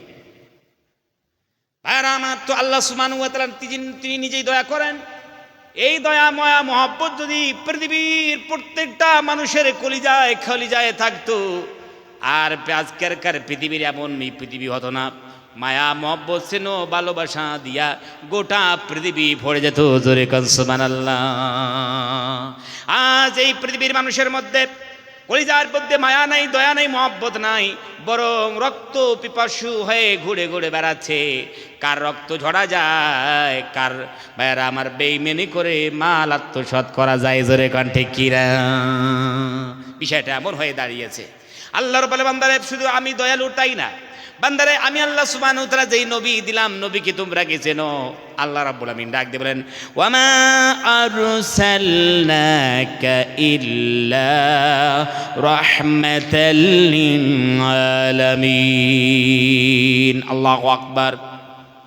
আল্লাহ সুবহানাহু ওয়া তাআলা বিশ্ব নবী সাল্লাল্লাহু আলাইহি ওয়াসাল্লামকে বললেন, নবীজি এই গোটা পৃথিবীতে আপনাকে আমি আল্লাহ রাব্বুল আলামিন রহমত বানিয়ে পাঠিয়েছি। নবীজি জহমত বানিয়ে আমি পাঠাই নাই। সুবহানাল্লাহ। কালকে যদি নাস্তার পরে কিছু সময় পান তখন একটু সুবহানাল্লাহ বললেন। কি করেন আপনারা? জীবনে নামাজ কাজা, হজ কাজা, জাকাত কাজা, আজকে আবার টাটকা টাটকা সুবহানাল্লাহ গুলো কাজা। একটু জোরে বললেন সুবহানাল্লাহ। এই তো লোকগুলো তো আলহামদুলিল্লাহ ভালোই আছেন আপনারা, স্বাভাবিক তো আছে। হুজুর বিষয়টা এমন না, আসলে বক্তৃতা শুনতে শুনতে বক্তৃতার দুনিয়ায় হারিয়ে যাই, দিয়ে হারাইতে হারাইতে সুবহানাল্লাহ হারিয়ে ফেলি, আলহামদুলিল্লাহ হারিয়ে ফেলি। আসলেই মানুষ হিসেবে আপনারা খুব ভালো মানুষ, আলহামদুলিল্লাহ কর। হ্যাঁ আমার তো নবী সাল্লাল্লাহু আলাইহি সাল্লাম দয়ার। এ ভাই ওঠে কারা? ওই একটা যুবক আছে, একজনে উঠলে আমার বক্তৃতা শেষ একেবারে। হ্যাঁ আসলে ভালো মানুষ, ওগুলো ঘুরে ঘুরে ইনশাল্লাহ সামনের দিকে আসবে, বুঝলেন না? ভালো আলহামদুলিল্লাহ। এখনো চলেন ভাই, উঠে উঠি করেন না ভাই, আমার মেজাজটা কি জানি আপনিই খারাপ। একজন উঠলেই বক্তৃতার 12টা বেজে যাবে, আর একটুকু বক্তৃতা করতে পারবো না।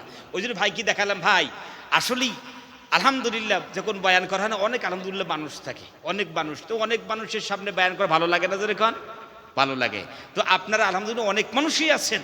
তবে আসলেই আমি বলি যে আমাকে ওই কাউন্টিটি দরকার নাই, মানে সংখ্যায় বেশি আমি চাই না, আমি চাই কোয়ালিটি। কি চাই আমরা? কোয়ালিটি।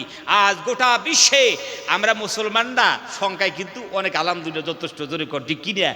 আমার মনটাই কয় কোয়ালিটির মনে হয় একটু অভাব আছে, ঠিক না? কোয়ালিটির অভাব আছে। কোয়ালিটি যদি ভালো থাকতো সর্বনাশ, এই পৃথিবী আর এইরকম হইতো না। জোরে কর ঠিক কি না? আগেরকার মুসলমানদের ব্যবহার, আচার আচরণ, তাদের আখলাক দেখে দেখে মানুষ মুসলমান হয়ে গেছে। কোরআনও পায় নাই, হাদিসও পায় নাই, কিছুই পায় নাই, বরং একজন মুসলমান ভাইয়ের ব্যবহারটা সে উপলব্ধি করে মুসলমান হইতে তাকে দেরি লাগে নাই। ভাইয়েরা আমার, মুসলমানও কম ছিল, কিন্তু এখন যেই পৃথিবীতে আমরা অবস্থান করছি, এই পৃথিবীতে আমরা অবস্থান করে কত এত সংখ্যা বাড়িয়ে নিয়েছি। এখন আর ভাইরা আমার, আমাদের ব্যবহার দেখি কেউ মুসলমান হবে না। জোরে কোন ঠিক কিনা? কেন? আমাদের ভিতরে যে আদর্শ থাকা দরকার ছিল ভাইরা আমার, সেই আদর্শ কি আমাদের ভিতরে আছে? না, আদর্শ নাই। একজন মনে করুন অন্য ধর্মের মানুষ, সেও যদি সুদ খায়, আমরাও যদি সুদ খাই, সেও যদি ঘুষ নেয়, আমরাও যদি ঘুষ নেই ভাইরা আমার, সেও যদি মনে করুন জুলুম অত্যাচার করে, আমরাও যদি জুলুম অত্যাচার করি, তাহলে পার্থক্য কিছু আছে? জোরে কর, কিছুই পার্থক্য নেই, কিছু কোনো পার্থক্য নেই ভাইরা আমার। দুটো ফলের দোকান, একটা ফল খুব টকটকে কিন্তু ভিতরে দেখা যায় সর্বনাশ ওই পচা, আর একটা ফল এদিকে আছে এমন যে একই রকম দেখতে কিন্তু ওটাও পচা, তো যে ওইটাই নেই, কোনো অসুবিধা নেই, যে একটা নিলে হইল। ওই জন্য বলতে চাই, শোনাচ্ছেন ভাইয়ারা আমার, নবীজি সাল্লাল্লাহু আলাইহি ওয়াসাল্লাম গোটা পৃথিবীর জন্য রহমত ছিলেন। আল্লাহ নবী সাল্লাল্লাহু আলাইহি ওয়াসাল্লাম সারা জীবনে নবীজি তা বহিঃপ্রকাশ ঘটিয়ে দিয়েছেন। নবীজি সাল্লাল্লাহু আলাইহি ওয়াসাল্লাম দয়া করতেন, মায়া করতেন। নবীজি সাল্লাল্লাহু আলাইহি ওয়াসাল্লাম আবার তিনি বলেছেন, যাদের ভিতর দয়া নাই, যারা দয়া করে না, যাদের ভিতর মায়া নাই, যারা মায়া করে না, স্নেহ করে না, বড়দের ইজ্জত করে না, নবীজি ডাক দিয়ে বলে, নামাজ পড়তে পারো, হজ করতে পারো, যাকাত দিতে পারো, ইবাদতে মশগুল থাকতে পারো, যদি তোমার ভিতর দয়া, মায়া, মহব্বত, স্নেহ, ভালোবাসা, ইজ্জত যদি না থাকে, ফালাইসা মিন্না, ওই মানুষটা আমাদের আদর্শের বাইরে, আমাদের আদর্শের অন্তর্ভুক্ত সে নয়। জোরে কর, ঠিক কি না ভাই? হ্যাঁ আমার, ওই জন্য বলতে চাই, নবী করিম সাল্লাল্লাহু আলাইহি ওয়াসাল্লাম তিনি আসলেই দয়ার নবী, মায়ার নবী। তিনি এই দয়া করা, মায়া করা, মহব্বত করা, এগুলো এমনভাবে বহিঃপ্রকাশ ঘটিয়েছেন, তা ইতিহাস হয়ে গেছে। জোরে কর, ঠিক কি রে ভাইরা আমার? এক দুটো আপনাদেরকে এক্সাম্পল দিতে চাই। বিশ্বনবী সাল্লাল্লাহু আলাইহি ওয়াসাল্লাম নারীর অধিকারের কথা বলতে গিয়ে, হকের কথা বলতে গিয়ে, ইনসাফের কথা বলতে গিয়ে, ন্যায়ের কথা বলতে গিয়ে নবীজি সাল্লাল্লাহু আলাইহি ওয়াসাল্লামকে ভাইরা আমার সামাজিক বাইকট করেছিল 3 বছর। নবীজি সাল্লাল্লাহু আলাইহি ওয়াসাল্লামকে নিজের জন্মভূমি ত্যাগ করে মদিনার দিকে যেতে হয়েছে। ভাইরা আমার, নবী করিম সাল্লাল্লাহু আলাইহি ওয়াসাল্লাম মদিনায় চলে গেলেন। মনে মনে করলেন, হায় রে, মক্কায় তো তেমন স্বস্তির নিঃশ্বাস নিয়ে আমি তো হকের কথা বলতে পারি নাই, ইনসাফের কথা বলতে পারি নাই, ন্যায়ের কথা বলতে পারি নাই, নারীর অধিকারের কথা আমি তো তুলতেই পারি নাই। এখন মদিনা যাবার পর আমি সেখানে হকের কথাগুলো বলবো, ইনসাফের কথাগুলো বলবো। নবীজি মক্কা মরুভূমি ত্যাগ করে মদিনার দিকে রওনা হয়ে গেলেন। পিছন দিকে তাকিয়ে তাকিয়ে কান্না করেন, খাবারে তোমার চত্বরে দাঁড়িয়ে বসে আমি আল্লাহর ইবাদত করতাম, কিন্তু তোমার বাসিন্দারা আমাকে দিল না ইবাদত করতে। নবীজি সাল্লাল্লাহু আলাইহি ওয়াসাল্লাম মদিনায় পৌঁছে গেলেন।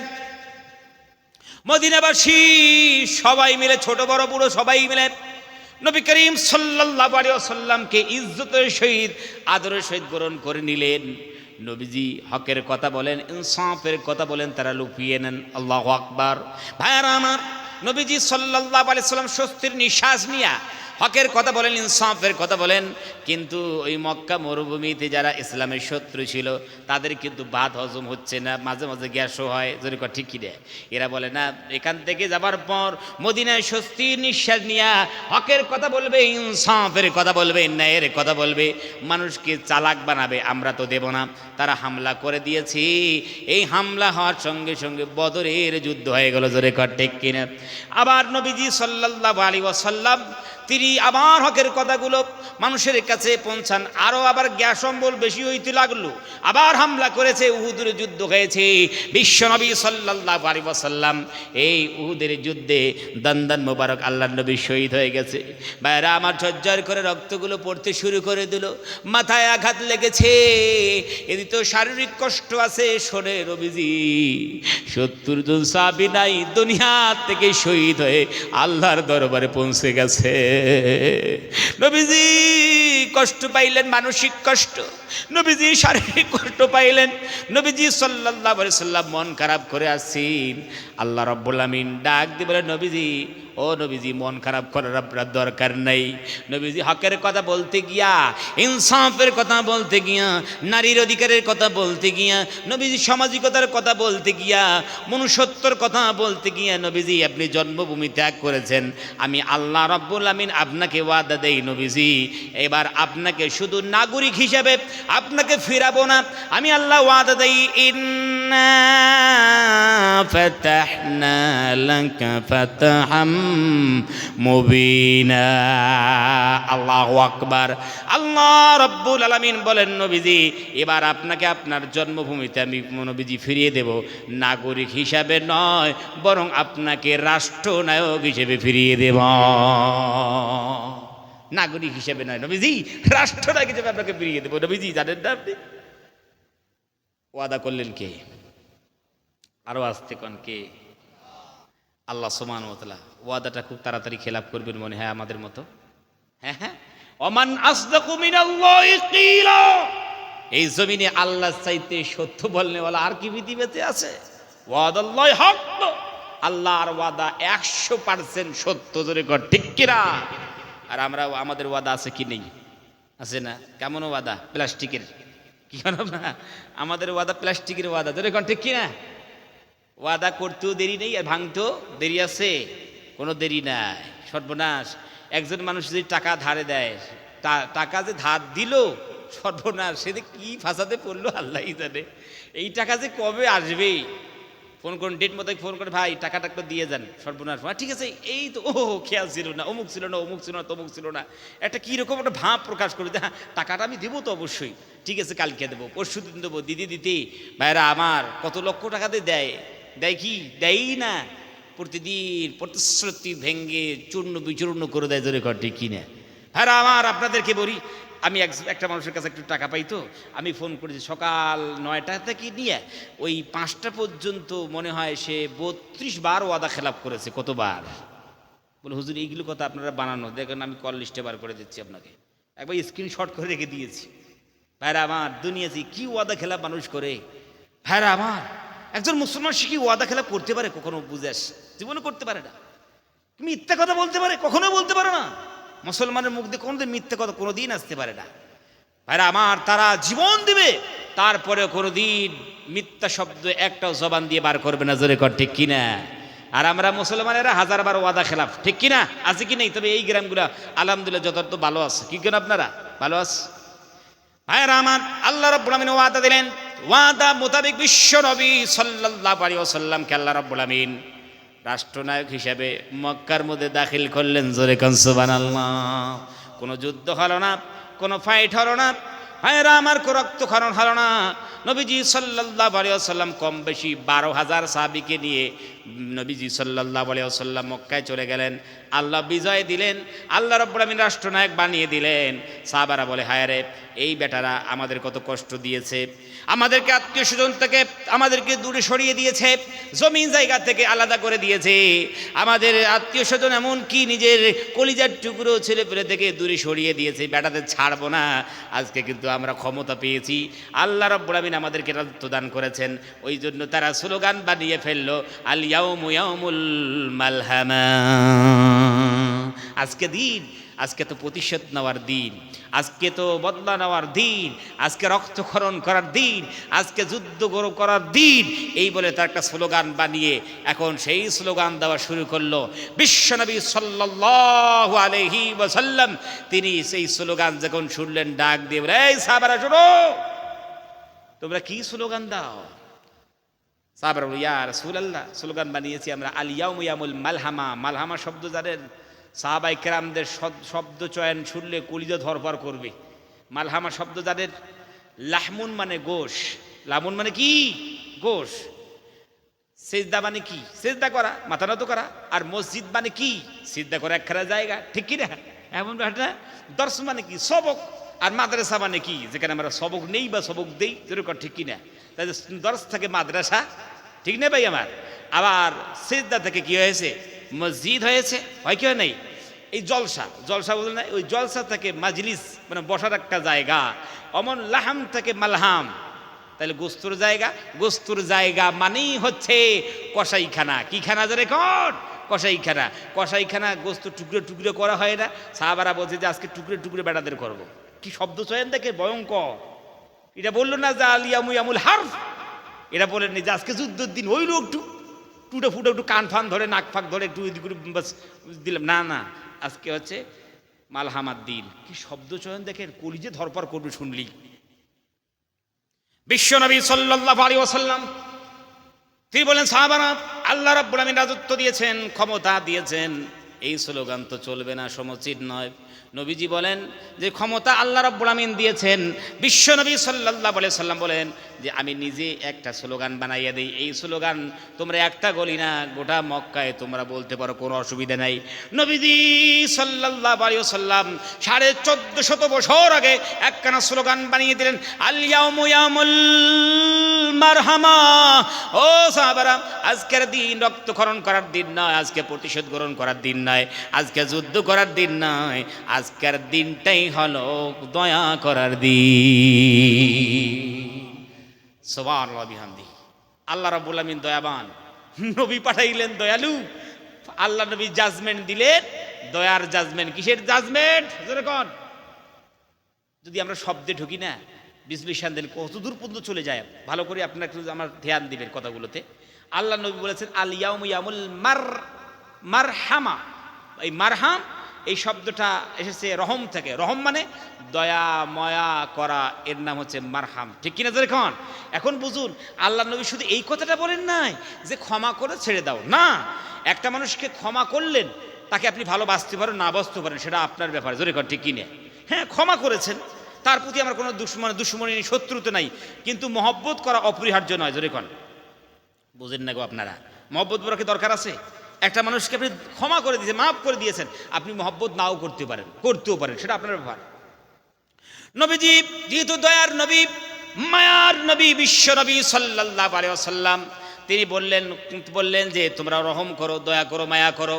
নবীজি এটা বলতে চাচ্ছেন যে গ্রহণ করতে গেলে ক্ষমা আগে করা লাগবে। সুবহানাল্লাহ বিহামদি। ক্ষমা করার দরকার আছে না? রহম করার আগে ক্ষমা করার দরকার আছে, কিন্তু ক্ষমা করলেই যে রহম করতে হবে এটা কোনো মানে না। এর নাম আল্লাহর নবী, বিশ্ব নবী সাল্লাল্লাহু আলাইহি ওয়াসাল্লাম 1450 বছর আগে যে ইতিহাস তিনি তৈরি করেছেন, এমন একটা শক্তি পেয়েছিলেন। নবীজি কারো দিকে ইশারা করলে, ইশারা করা দেরি নাই, মাথাটা জমিনে পড়ে যেত, এমন একটা সন্ধিক্ষণে এমন সুযোগ পেয়েছিলেন নবীজি সাল্লাল্লাহু আলাইহি ওয়াসাল্লাম। তারপরেও প্রতিশোধ না নিয়া গোটা শত্রুকে, সমস্ত শত্রুকে আল্লাহ রাব্বুল আলামিন মাফ করে দিলেন। জোরে কও সুবহানাল্লাহ। নবীজি সাল্লাল্লাহু আলাইহি ওয়াসাল্লাম মাফ করলেন। কেমন মাফ? সাধারণ মাফ নাকি? আর আমার আবু সুফিয়ান, সর্বনাশ, ইসলামের সবচেয়ে বড় শত্রু আবু সুফিয়ান। সে ইসলামের বিরুদ্ধে নেতৃত্ব দিয়েছে, এত জেহেদ, এত ইন্টেলিজেন্ট মানুষ ছিল, যুদ্ধগুলোকে যেভাবে সাজাইতো, বাপরে বাপ। নবীজি সাল্লাল্লাহু আলাইহি ওয়াসাল্লাম ওই আবু সুফিয়ানের বদলা নিলেন না নিয়া নবী করিম সাল্লাল্লাহু আলাইহি ওয়াসাল্লাম তিনি শুধু মাফ করে দিলেন, দয়া করলেন এটা না, নবীজি ঘোষণা করে দিলেন আবু সুফিয়ানের বাড়িতে যদি কেউ আশ্রয় নেয় সে পর্যন্ত মাফের যোগ্য। পারবে পৃথিবীর কোন রাষ্ট্রনায়ক? পারবে এই ইতিহাসের মোকাবেলা করতে? পারবে? আল্লাহু আকবার, পারবে না। কিয়ামত এসে যাবে, পৃথিবীর কোন রাষ্ট্রনায়ক নবী করিম সাল্লাল্লাহু আলাইহি সাল্লাম 1450 বছর আগে যে ইতিহাস তৈরি করেছেন, জীবনে কেউ মোকাবেলা করতে পারবে না। আজকে যদি একটা দেশ আর একটা দেশ শুধু কুকুর মারে, কি মারে? কুকুর মারে, ওই দেশ নিজের কুকুরের বদলা নিতে নিতে অন্য অপর দেশের হাজার হাজার ভাইরা আমার নিষ্পাপ শিশুকে শহীদ করে দেয়। জোরে কর, ঠিক কিনা?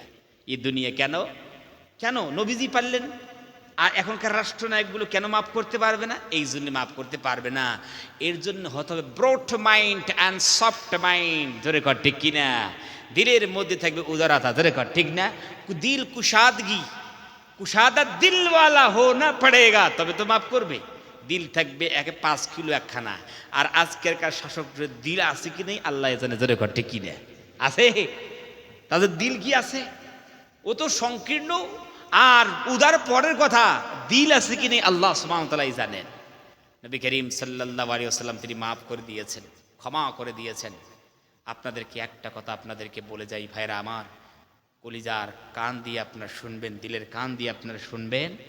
পৃথিবীতে অস্ত্র দিয়ে কোনো এলাকায় আপনি রাজত্ব করতে পারবেন? পারবেন না? পারবেন। লাঠিচার্জ করে পারবেন, চাপ ক্রিয়েট করে পারবেন, 100% পারবেন। একটা এলাকা, এমনকি দেশ চালাতেও পারবেন ভাইরা আমার, রাজত্ব করতে পারবেন। কিন্তু দিলের মধ্যে পারবেন কি রাজত্ব করতে?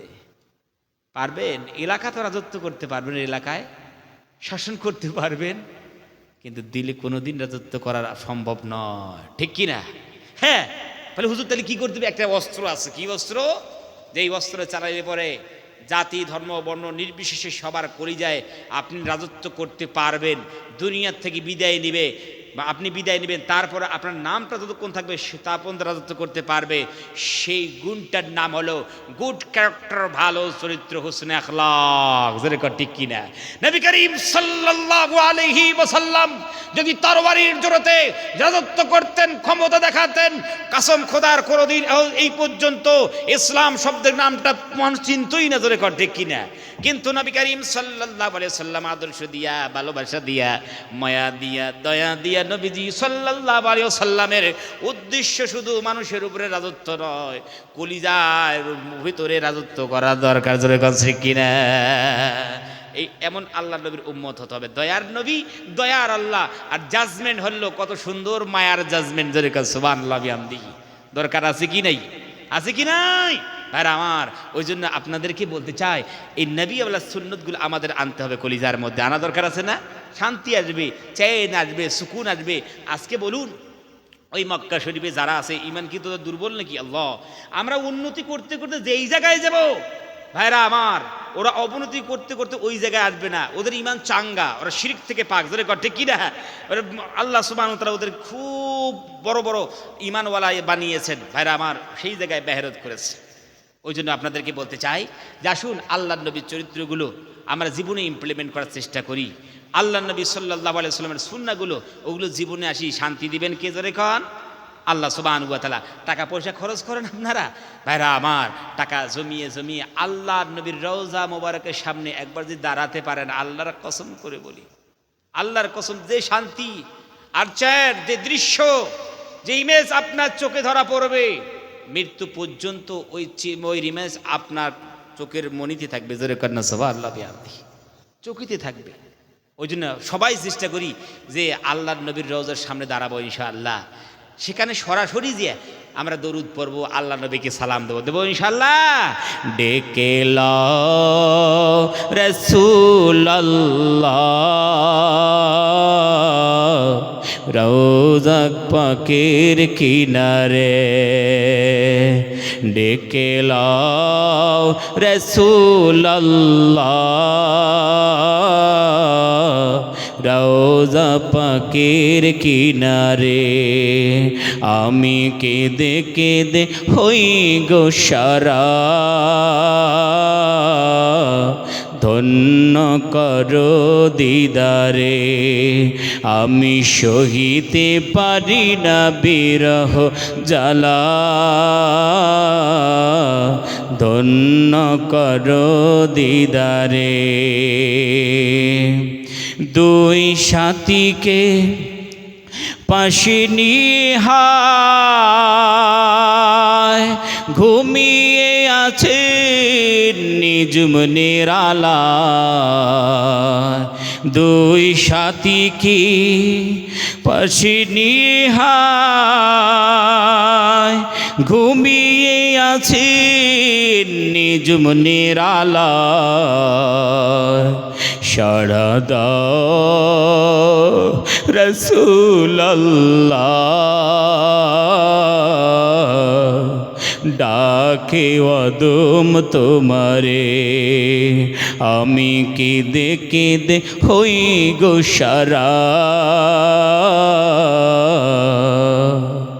রওজা পাকের কিনারে। আল্লাহুম্মা আমিন বলেন। আর আমার যাক, অনেকক্ষণ আলোচনা আপনাদের সামনে করেছি, তো আপনারা এই জলসাটা প্রতি বছরই করেন?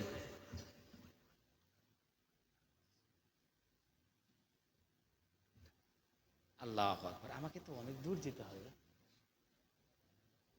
এই সরপরে দেখছেন কি অবস্থাটা। আপনার একটু আমার উপর দয়া মায়া করবেন না? হ্যাঁ করবেন, আরো খানিকক্ষণ বলতে হবে, বেশি বলি না। হ্যাঁ, কত দূর যেতে হবে আপনারা তো জানবেন না যে কত দূর যেতে হবে। আমি একদিন মোবাইলে দেখি এই লোকটা আমাদের এলাকায় গিয়েছেন, আমি বাড়িতে নাই তখন, এই লোকটা আমার এলাকায় চলে গেছে। আমি বলি দেখি কেউ কোন বক্তা গো, কলকাতা থেকে এসেছে, তারপর এই লোকটা ছবি ধরা পড়েছে আমার চোখে, বাহ একবার। তো ইনি জানেন সফরটা কাকে বলে। এখান থেকে যখন 1100 কিমি পাড়ি দেবে, 1000 কিমি পাড়ি দেবে, তখন বুঝে আসবে। যেরকম ঠিকই নে, একটু মাঠে যাইবেন, হাঁপাইতে হাঁপাইতে আসবেন, যেরকম ঠিকই নে। আর কত সফর, কত কিছু করতে হয়, যারা সফর করেন তারাই জানেন, অনেক বড় বড় সফর। যাই হোক, আমিও আলহামদুলিল্লাহ সেই কোথায় বিহারে গিয়েছি, ভাই বলে যে আমিও গিয়েছি, ওই যে এলাকায় আপনারা গিয়েছেন ভাইয়ের আমার।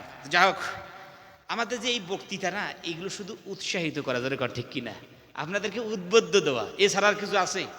এই আমি 1 ঘন্টার সময় আর 2 ঘন্টার সময়, বেশি বেশি 2.5 ঘন্টার সময় কি বলবো, কোন দিকটা নিয়ে আলোচনা করব, যে একটা 2 দিক নিলে বাস শেষ হয়ে গেল। কিন্তু আসল মানুষ যে পরিবর্তন হবে কোন জায়গার বায়ানে, ওই মসজিদের মেম্বারের বায়ানে, যেরকম ঠিক না, ঠিক কিনা, এটাই হচ্ছে আসল বায়ান। এগুলো তো উদ্বুদ্ধ করে ছাড়া কিছু নয়, আসল বায়ান হচ্ছে ওটা। ওই জন্য ইমাম সাহেবকে না একটু দেখে শুনে আনতে হয়। আপনারা ইমাম আনবেন বিকলঙ্গ, আর শিখতে চাইবেন ইসলাম, ওই আপনারও বিকলঙ্গ হয়ে যাবেন, যেরকম ঠিক রে।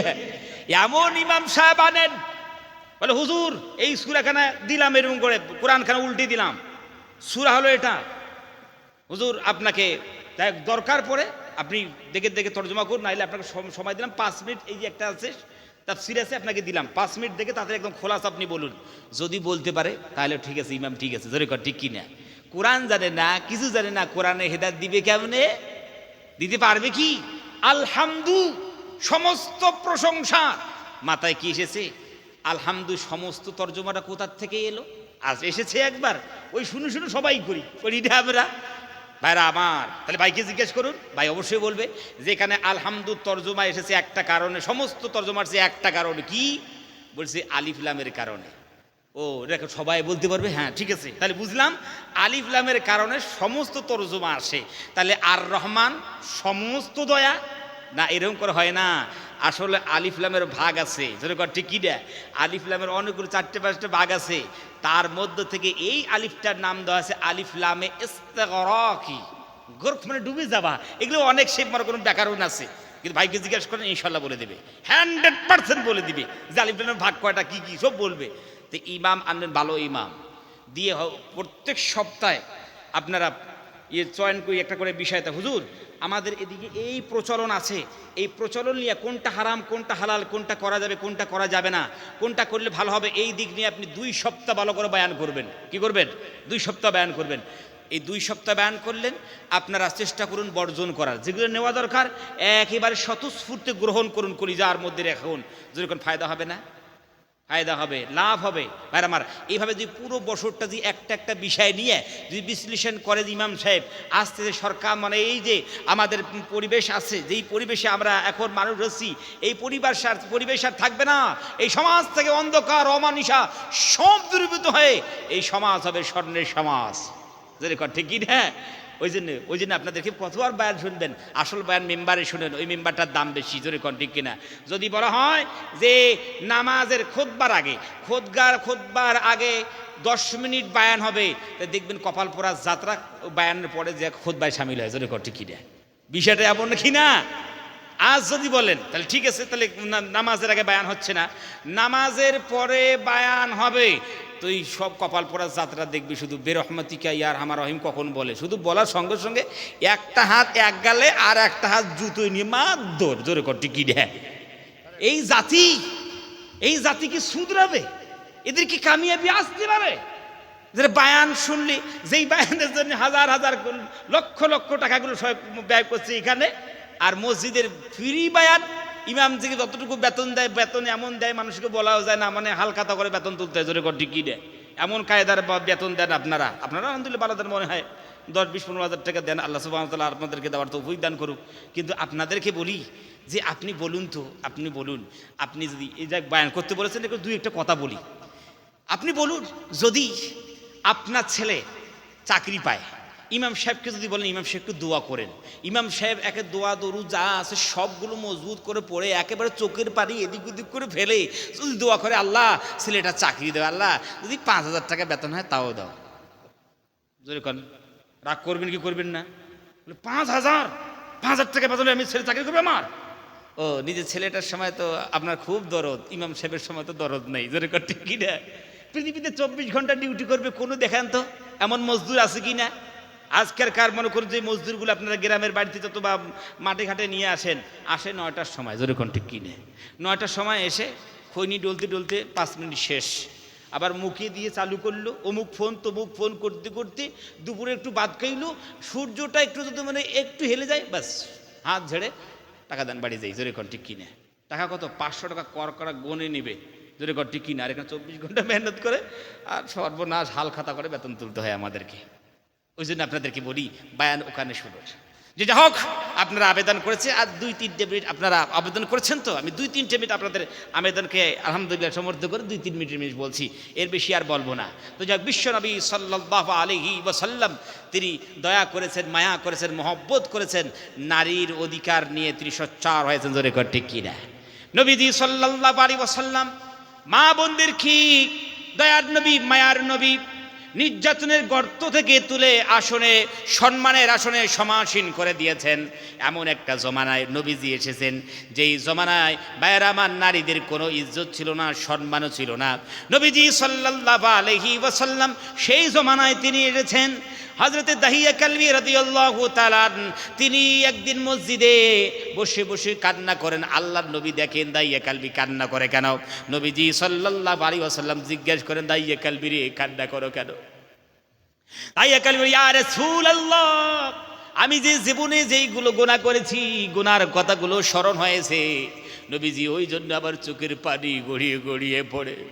নবীজি বলেন, তুমি যে অজ্ঞতার জমানায় যা গুনাহ করেছো সব আল্লাহ মাফ করে দিয়েছেন। এখন তুমি ইসলামে আশ্রয় গ্রহণ করেছো, আল্লাহ রাব্বুল আমিন সবগুলো মাফ করে দিয়েছেন। তুমি তবে আর চিন্তা করো না তুমি কি এমন গুনাহ করতে যার কারণে কান্না করো। তিনি বলতেন, ইয়া রাসূলুল্লাহ, এলাকায় জীবিত মেয়েদেরকে দাফন করা আমার দায়িত্ব ছিল। আমি কত মেয়েকে জীবিত কবরস্থ করেছি, মায়ের কোল খালি করেছি। শেষ সময় আমার একটা কলিজার টুকরা মেয়ে, নাম তার জামিলা, দেখতে ফুটফুটো। আমি তার মার সামনে মিথ্যা কথা বলে তার মায়ের কোল থেকে নিয়ে, অর্থাৎ আমার স্ত্রী কোল থেকে নিয়ে আমি মেয়েটাকে নিয়ে গেলাম মরুপ প্রান্তে। সেখানে যাবার পর আমার মেয়েটাকে আমি এক জায়গায় রেখে দিয়া আমি যখন গর্ত করা শুরু করলাম, গর্ত করতে করতে এই যে বালুগুলো আমার দাড়িতে লাগে, আমার ছোট্ট মেয়েটা খেলা করতে করতে সে আমাকে ডাক দেয়, আব্বা এত শ্রম পরিশ্রম করার কোনো দরকার নাই, আপনি তো এক জায়গায় যাইবেন, আমাকে বললেন। এই কথা বলে আমার ছোট্ট মেয়ে দাড়ি থেকে ওই ধুলোগুলো ঝেড়ে দিয়া আমার গালের মধ্যে চুমু দিত। আমি বলতাম, মা তুমি একটু দূরে যাও, একটু কাজ হইলে পরে আমরা দুইজনে দাওয়াত বাড়িতে চলে যাব। ইয়া রাসূলুল্লাহ, আবার যখন গর্ত খোঁড়া শুরু করি, মেয়েটা তাকাইয়া তাকাইয়া মহব্বতের সহিত আমার দিকে দেখে। আবার যখন দাড়িতে ধুলাবালু পড়ে যায়, আমার মেয়ে দৌড়ে এসে আবার ধুলোগুলো পড়ে মুছিয়ে দেয়, ঝেড়ে দিল। আমাকে বলে, আব্বা জান আপনাকে এত দুঃখ কষ্ট করতে হবে না, আপনি চলুন আমরা তো দাওয়াত বাড়িতে যাবো। আপনি বললেন। ইয়া রাসূলুল্লাহ বারবার আসে, আবার কপালে চুমু দিয়ে আবার খেলা করে। ইয়া রাসূলুল্লাহ, গর্ত যখন খনন করা সম্পূর্ণ হয়ে গেল, আমি আমার কলিজার টুকরা জামিলাকে ডাক দিলাম, জামিলা রে মা একটু গর্তের কাছে আসো তো, দেখো যেন গর্তে একটা কি দেখা যায়। জামিলা আব্বার মায়ার ডাক শুনে মায়ের আমার কাল বিলম্ব না করে আব্বার কাছে দৌড়ে আসে, আব্বা কোথায় কি দেখা যায় একটু বলুন। মায়ের আমার দাইয়া কালবি বলে, ইয়া রাসূলুল্লাহ, হিংস্রতা আমার কলিজার মধ্যে জাগ্রত হলো। আমার ভিতর থেকে আমার কলিজার টুকরা মেয়ের মহব্বত সবগুলো বার হয়ে গিয়েছে। আমি গলাখানা ধরলাম, ইয়া রাসূলুল্লাহ, গর্তে আমি নিক্ষেপ করে দিলাম। গর্তে যখন নিক্ষেপ করেছি, আমার কলিজার টুকরা আব্বা বলে চিৎকার করতে লাগলো আর বলতো, আব্বা আপনি যে এত বড় নিষ্ঠুর আমার তো জানা ছিল না। ও আব্বা আমাকে ক্ষমা করে দিন, ও আব্বা মাফ করে দিন, আমাকে এখান থেকে আপনি ছাড় দিয়ে দিন, এমন এলাকায় যাবো। দাইয়া কালবি বলে, কেউ লোক ছেড়ে না। আমি কোনো কথা শুনলাম না। আমি যখন পাথরখানা তুললাম, তোলার পর মাথা যখন উপর উঁচু করে নিলাম, আমার ছোট্ট একখানা মেয়ে দাইয়া কালবি, এত তার ভিতর থেকে আত্মনা তার আব্বা আব্বা করে যখন চিৎকার বার হইতে লাগলো, আমি সবগুলো না শোনার ভাগ করে এই পাথর যখন তার বুককে লক্ষ্য করে, যখন আমি পাথর ছুড়লাম নবীজি, সে সময় আব্বা করে উঠলো আর বুক থেকে রক্তগুলা ফিঙ্গি দিয়া বার হতে লাগলো। ইয়া রাসূলুল্লাহ, আমার মেয়েকে আমি জীবন্ত আমি কবরে পুঁতি দিলাম নবীজি, পাথর দিলাম, বালি দিলাম, যেন কলিজার মধ্যে যেন কেমন একটা দরদ আসলো। নবীজি বাড়ি যখন আমি যাই, পিছনে আব্বা আব্বা মনে হয় কেউ ডাকছে, আমার কানে ধরা পড়ে, ইয়া রাসূলুল্লাহ, আমি মানুষ হয়ে এত বড় আমি গোনা করেছি, ইয়া রাসূলুল্লাহ, আমার কি বাবা হবে? নবীজি সাল্লাল্লাহু আলাইহি ওয়াসাল্লাম এই ঘটনা শুনছেন, অশ্রুসিক্ত নয়নে কান্না করেন। নবীজির দাড়ি মোবারকগুলো বুঝে যায়। বিশ্বনবী সাল্লাল্লাহু আলাইহি ওয়াসাল্লাম তিনি বলেন, মানুষও কি এই কাজ করতে পারে? এই কাজ কি কখনো করতে পারে? নবীজি সাল্লাল্লাহু আলাইহি ওয়াসাল্লাম কান্না করতে করতে অশ্রুসিক্ত নয়নে নবীজি ডাক দিয়ে বলেছিলেন, যার একটা মেয়ে হবে সেও জান্নাতি, যার দুটো মেয়ে হবে সেও জান্নাতি, আর যার তিনটা মেয়ে হবে সে আমার সঙ্গে জান্নাতে থাকবে। ও পৃথিবীর মানুষ, আর তোমাদেরকে জীবত মেয়েদেরকে পুঁতিয়ে ফেলতে হবে না। বিশ্বনবী সাল্লাল্লাহু আলাইহি ওয়াসাল্লাম মা বোনদের ইজ্জত বাড়াইয়ে দিলেন।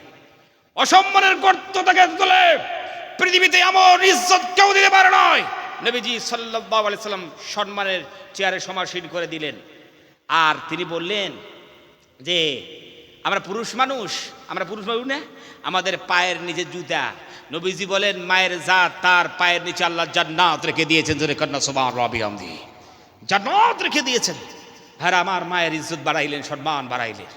আর বললেন, আর দুনিয়া কুল্লুহা মাতা, তোমরা যেই দুনিয়াতে তোমরা থাকো, বসবাস করো, এই গোটা দুনিয়াটা সম্পদ। সম্পদ না, গোটা দুনিয়া সম্পদ, বন জঙ্গল যা দেখি সবগুলো সম্পদ। নবীজি সাল্লাল্লাহু আলাইহি ওয়াসাল্লাম সেই যুগে বলেছেন, খয়রু মাতা'আদ দুনিয়া, এই দুনিয়ার যতগুলো মহাসম্পদ আছে তার থেকে এক নম্বরে কোয়ালিটিবান সম্পদ হলো আল মারাতুস সালিহা, নেককার মা, জোরে কন্না সুবহানাল্লাহ বিহামদিহি। মায়ের জাত এই পৃথিবীতে মহাসম্পদ, জোরে কন ঠিক কিনা? এই মায়ের পেট থেকে বার হয়েছে নবী আউলিয়া, জোরে কন ঠিক কিনা? রাসূল বার হয়েছেন। ভাইরা আমার, ওই জন্য এই মা, প্রত্যেকটা মাকে এই পেটের হেফাজত করা লাগবে, জোরে কন ঠিক কিনা? হেফাজত করা লাগবে। ওই জন্য মায়ের জাত আপনাদেরকে বলে যাই, আপনার পর্দায় থাকার চেষ্টা করুন। নবী করিম সাল্লাল্লাহু আলাইহি ওয়াসাল্লামের হাদিসগুলো জীবনে ইমপ্লিমেন্ট করার আপনার চেষ্টা করুন। সময় নেব না, আপনাদেরকে বলি, আজকের মায়ের জাতিকে যদি বলা যায়, মা একটু মাথায় কাপড়টা ভালো করে দেন, একটু পর্দা একটু বেড়ার চেষ্টা করেন, তখন মায়ের জাতিরা মনে মনে করে মাথায় কাপড় দিলে পরে মানুষ বলে সর্বনাশ, সেটা মানে ফকিরের ঘরে মেয়ে এসে, জোরে কর ঠিক কি দেয়, আমার ইজ্জত থাকবে না, আমার আমার আভিজাত্য নষ্ট হয়ে যাবে, আমার সম্মান নষ্ট হয়ে যাবে। এই জন্যই তারা মনে করেন যে মাথায় কাপড় দেওয়া যাবে না। ও মা জাননি, মাথায় কাপড় দিলে ইজ্জত যায় না, সম্মান যায় না, আভিজাত্য নষ্ট হয় না। আমরা দেখেছি বা আমরা ইতিহাসে পড়েছি, ওই যে একজন মা, নাম তার মাদার টেরিজা, জোরে কর ঠিক কিনা? শুনেছেন না?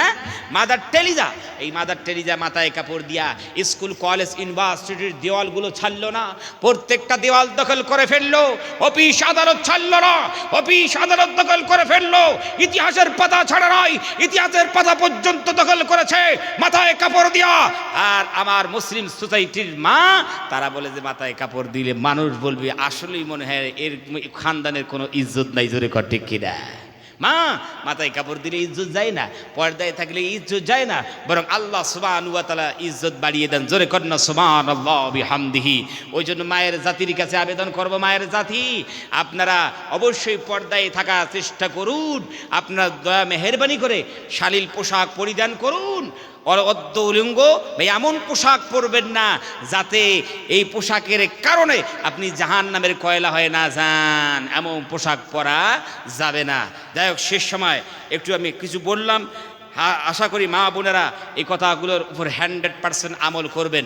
আর আপনাদেরকে বলি, আপনারা যদি বরকত চান, শান্তি চান, তাহলে ঘরের দরজায় একটা পর্দা লটকানো লাগবে। যেরকম কি পর্দা। আপনার গেটের সামনে একটা পর্দা লটকানো লাগবে। যদি আপনার বরকত চান, রহমত চান, এই কাজটা আপনাদেরকে করতে হবে, যদি করেন, ঠিক না? হ্যাঁ, মা বোনদের পর্দা কতটুকু রক্ষা করতে হবে? মা বোনদের যেই কথা বলে সেটা হলো পর্দা, জোরে কন, ঠিক কিনা? এমনকি যেই কাপড়গুলো পরিধান করেন, এই কাপড় চোপড় এমন জায়গায় শুকিয়ে দেওয়া যাবে না যেই জায়গায় পরপুরুষের নজর পড়ে। এখন বুঝুন যে আমরা কোন হালতে আছি, কোন অবস্থার মধ্যে দিয়ে জীবনযাপন করছি। এর নাম ইসলাম। ইসলাম কম্পেটেবল অ্যান্ড সুইটেবল ধর্মের নাম, জোরে কর, ঠিক কিনা? হ্যাঁ আমার তো যাই হোক, আর সময় না বাড়িয়ে আপনাদেরকে বলি যে এত সুন্দর একখানা মাহফিল আপনারা সাজিয়েছেন, এক, আর এই সাজানো শুধু আপনারা যথেষ্ট মনে করেন নাই, বরং আপনারা সেই মাহফিলে উপস্থিত হয়ে আপনারা এই মাহফিল যে আপনাদের কলিজার মধ্যে গুরুত্ব আছে তার বহিঃপ্রকাশ ঘটিয়েছেন, ঠিক কিনা? ঘটান নাই? যাই হোক, এখন আপনাদেরকে বলতে চাই, এত সুন্দর একখানা কোরআনের মাহফিল আপনারা প্রতি বছরই চান কি? ইনারা চান না তো, কেউ বলে নেই। আপনার সবাই চান? কারা কারা চান না হাত তুলে দেখান। এ সব থেকে বেশি চাই, জোরকা সুবহানাল্লাহ। আলহামদুলিল্লাহ, আল্লাহ কবুল ও মঞ্জুর করুন। যাই হোক, আপনারা সবাই চান, তাই না? আলহামদুলিল্লাহ। তো এই মাহফিলটা চাইলে হবে এমন তো বিষয় নয়, এমন তো কোনো বিষয় নয়। তাহলে কি করতে হবে? এর পিছনে শ্রম দেওয়া লাগবে, স্যাক্রিফাইস করা লাগবে, সংগ্রাম করতে হবে, মেহনত করতে হবে, জোরে কর, ঠিক কিনা? ভাইরা আমার, টাকা দিয়া, পয়সা দিয়া, খাটুনি দিয়া যদি কমস কম নাও পারেন, কমস কম সাপোর্ট করে হইল এই মাহফিলের সাহায্য সহযোগিতা করা লাগবে, করতে হবে না? হ্যাঁ, ঠিক আছে। তো ওই জন্য আপনাদেরকে বলি, রাত অনেক গভীর হয়ে গেছে, তো আপনাদেরকে আবেদন করব, এই মাহফিল তাবারকের ব্যবস্থা থাকলো কি? সবই তো করে দিয়েছেন আলহামদুলিল্লাহ, বাকি বকিয়ে তো কিছু রাখেন নাই। গোসো আবার অ্যাড করে দিয়েছেন। আয় আল্লাহ, নূর আল্লাহ নূর। ভাইরা আমার, সুন্দর প্যান্ডেল, মাইকের ব্যবস্থা ভালো, শুন মাইকও ভালো, প্যান্ডেলও ভালো, আলহামদুলিল্লাহ। শ্রোতা তো আলহামদুলিল্লাহ, কি আর বলে মানুষ হিসেবে খুব ভালো, আলহামদুলিল্লাহ। আর যারা কমিটি আছেন তা তো নূর আল্লাহ নূর। আবার খাওয়া দাওয়ার ব্যবস্থা করেছেন কমিটি, মনে হয় উদার মনের মানুষ সবাই, ধরে কর, ঠিক কি না? ভাইরা আমার, তো যা খাওয়া দাওয়ার ব্যবস্থা করেছেন, আপনাদের কাছে আমি এই গভীর রজনীতে এটাই, ওকে কাজ করতে দাও, ওর পিছনে পড়ো না, ও আস্তে আস্তে চলে যাবে। অত যদি ওকে মানে ডর দেখানো যায়, ও তো লাফিয়ে পড়বে তো। হ্যাঁ, ঠিক আছে, পাঠিয়ে দাও। আপনাদেরকে একটা কথা বলি আপনাদেরকে, আপনারা যখন রাস্তায় চলেন না, যখন পশু পাখি যখন রাস্তায় থাকে, ওকে অত মানে হরেন দিতে হবে না, যেদিকে সাইড পান সেদিকে চলে যান, এই কথাটা খেয়াল রাখবেন, কাজে আসবে। বেশি হরেন দিলেও বেহুশ হয়ে থাকবে, কোন দিকে দৌড়াই আর কোন দিকে না দৌড়াই, জোরে কর, ঠিক কিনা? ওই জন্য আপনার এই কথাটা খেয়াল যদি রাখেন আপনারা, খুব ভালো হইবে। তো যাই হোক, এই মাহফিলটা প্রতি বছরে করবেন। তো এখানে আলহামদুলিল্লাহ খাওয়া দাওয়ারও ভালো ব্যবস্থা রয়েছে। আর মাহফিল একদম যেখানে বসেন ঢালাই করা, অন্য জায়গায় মাহফিলে এরকম খড় বিছানো থাকে, ভাই জানে ভিতর থেকে পানি বার হয়, যেরকম থাকবে মুসাল্লি, অত সহজে থাকবে ওই সামিয়ানে কেরাম থাকবে না। তো আপনাদের জন্য ব্যবস্থা আলহামদুলিল্লাহ 100% সব দিকে ভালো, কিন্তু আগামীতে এই মাহফিলটাকে টিকিয়ে রাখতে হবে। তো ওই জন্য একজন ভাই একটু দয়া মেহরবানি করে দাঁড়ায় যে হুজুর, আগামীতে ইনশাল্লাহ যত গোশ লাগে আমি ইনশাল্লাহ দেব। একজন আল্লাহওয়ালা প্রত্যেক জায়গায় যখন ডাক দেই 1 লাখ টাকার ডাক, আর এখানে দিয়েছি শুধু খাওয়া দাওয়ার, অন্য কোনো উন্নতি কল্পে নয়। জলসাটা আজকে একদম শুনানি জলসা, এর অন্য কোনো স্বার্থ বা অন্য কোনো উদ্দেশ্য নয়, ভাইরা আমার। তো ওই জন্য একজন ভাই ইতিহাস তৈরি করুন, হুজুর আমি ইনশাআল্লাহ গোশের টাকাটা দিয়ে দেবো। ভাই ওই বন্ধ কর,